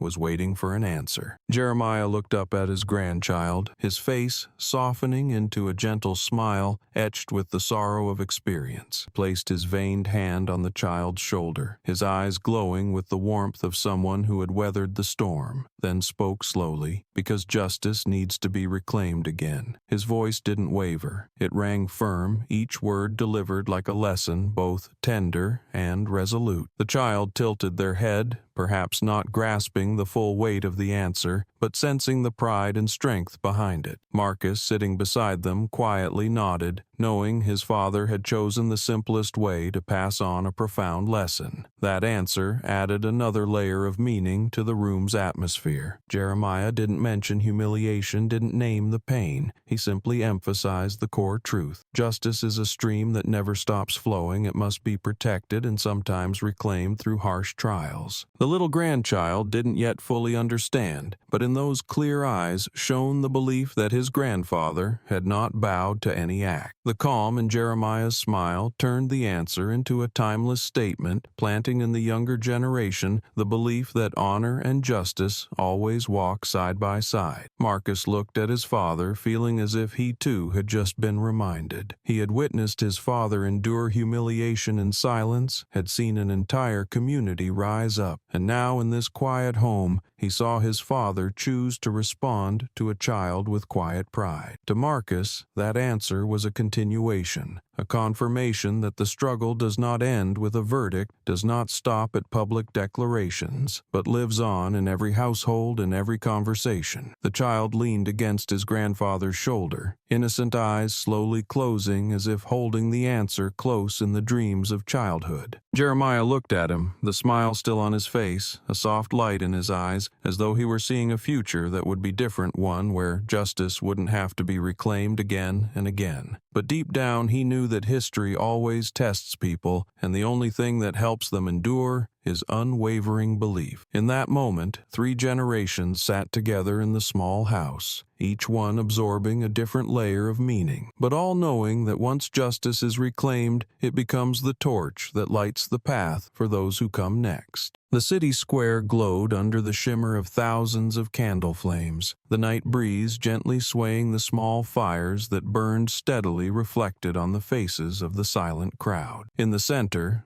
the newly erected statue of Jeremiah Brooks stood illuminated under golden lights, his silver hair and calm eyes carved with solemn dignity, and the red paint streak on his forehead recreated as an indelible symbol. People walked in circles around the statue, each placing a candle, flower, a small flag, as if offering both their trust and gratitude. Marcus Brooks stood before his father's statue, his face solemn but eyes burning bright, holding a microphone, his voice clear above the silent sea of people. "Justice is not a favor, it is a right we reclaim." The words rang out like a bell, striking every heart, bringing many to tears. He didn't speak long, but each word was firm, a reminder that the path to justice does not come from pity or generosity, but from the resolve and determination of every person who stands against injustice. Applause erupted, chants followed, turning the square into a chorus of willpower. In the front row, elderly veterans gripped each other's hands, eyes glistening as they witnessed the legacy of a comrade now reaching beyond the personal. They knew this monument honored not only Jeremiah, but a whole generation that once wore the uniform, those who fell and those who suffered in silent injustice. Students crowded behind them, holding phones high, live streaming the ceremony, so friends across the world could witness it too. The comment feeds flooded with simple prayers and bold declarations, all blending into the solemn atmosphere. The memorial space was not just for remembrance, for connection. Chants of justice. One echoed through the air, mingling with the powerful music of the community choir, creating a moment where everyone felt they were not alone. Jeremiah Brooks had become a spiritual anchor, a reminder that dignity may be tested, but justice will always rise. From each small candle in hand, the entire square lit up like a starry sky, a symbol of unity, of belief spreading everywhere. As the ceremony gradually came to a close, many remained around the statue, their eyes fixed on the calm face carved in stone. They whispered to each other that this story would be told to future generations, that the red streak was no longer a mark of shame, but a light guiding courage. Marcus stood quietly, looking up at his father's statue,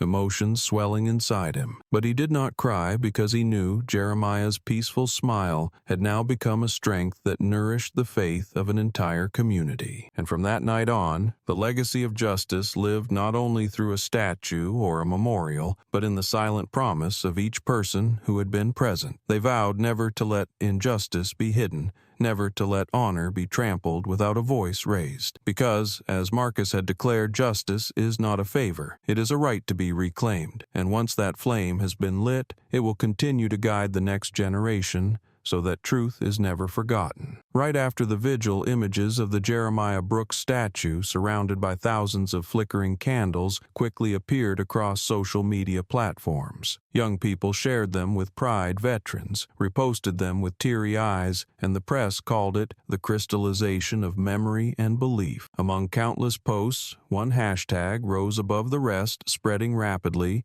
#painted war hero. At first, it was used by a few student groups and veteran communities, but soon it became the symbol of an entire movement. On international networks from Asia to Europe, from America to Africa, the hashtag appeared alongside images of the red streak on Jeremiah's statue, carrying the message that humiliation can wound the body but never the spirit. Each post, each photo bearing the hashtag, became a piece of a global mosaic of resilience. A young woman in Europe wrote, "When I see the statue, I remember that justice is not a gift handed down, but a truth reclaimed." A journalist in Africa posted a short status, #painted war hero, a symbol for all of us who have ever stood against injustice. In the U.S., small marches that followed featured banners printed with the hashtag, turning it into a familiar slogan in community life. No one needed to explain it because just reading the words, people instantly understood the entire story behind them. The hashtag didn't stay confined to the digital space. It entered everyday life. It appeared on posters in schools, on murals, painted by volunteer youth, even on t-shirts and banners at community events. Each time it was seen, people remembered Jeremiah,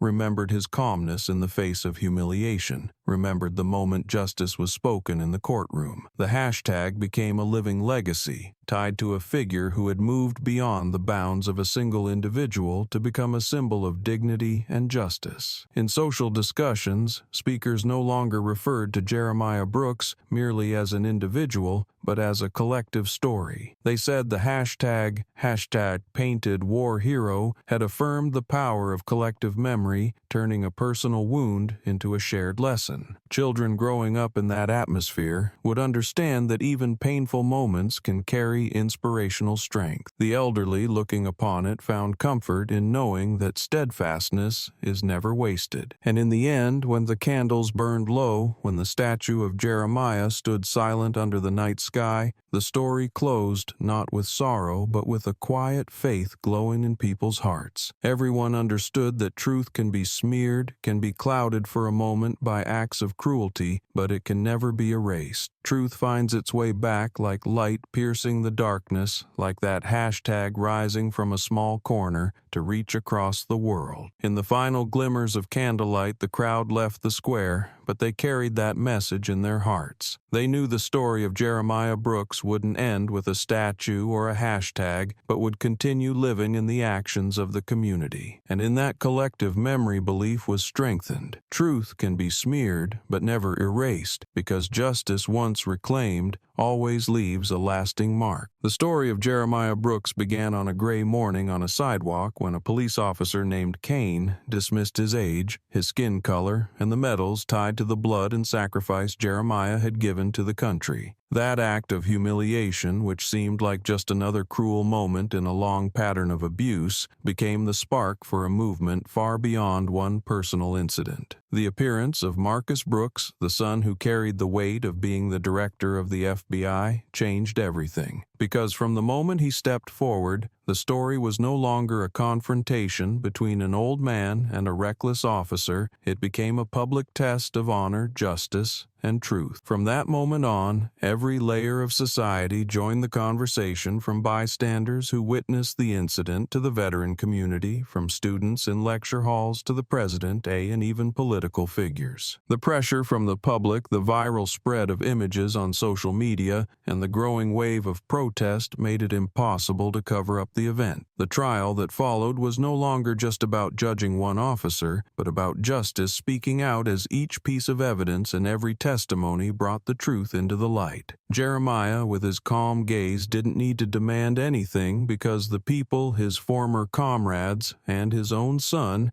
became the strongest voice on his behalf. The final verdict against Kane was a statement that power, when abused, will collapse on its own, and that human dignity, once protected by the community, will never be erased. But what makes this story endure isn't just the legal outcome, but the way it left a lasting impact on society's collective spirit. The mural of Jeremiah with the red paint on his forehead became a visual symbol. The military lectures turned into moral lessons, and the university debates made the younger generation realize that silence, when timed right, can also be a form of resistance. The hashtags that spread globally elevated the story, turning it into a unified message about justice, dignity, and the strength of solidarity. The first lesson for the public was that justice never arrives on its own. It must be nurtured through persistence and collective action. Without the phones that recorded the truth, without voices raised in the streets, the event could have been buried. But thanks to the courage of individuals, the truth had a chance to emerge. The second lesson was that community strength can turn what seems like a small act into a movement that shifts social awareness. From a streak of red paint on silver hair, a symbol was born, a torch raised to remind us that human dignity is more sacred